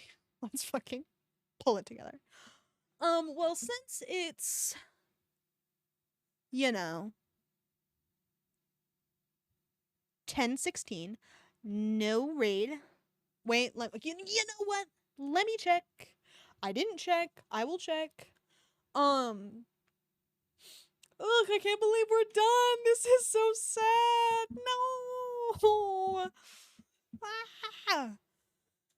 Alright, there's some people on. I just don't really want to. That's okay. We will anyway.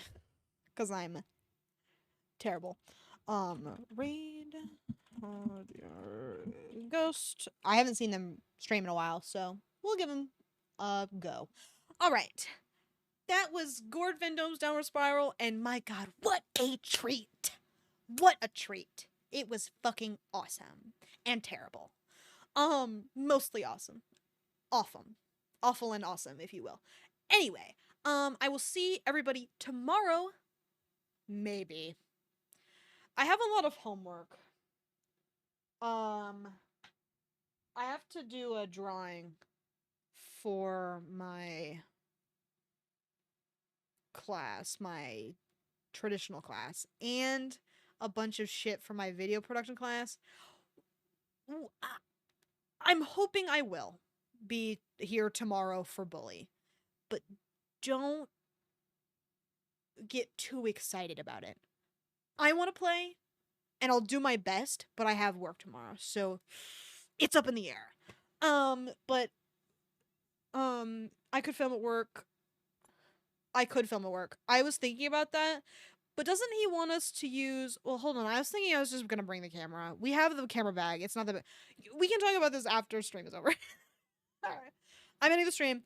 I will see everybody in, Hold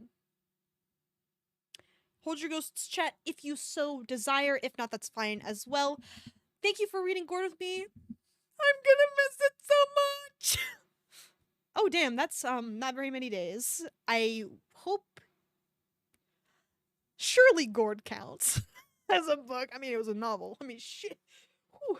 Anyway, bye. Love you.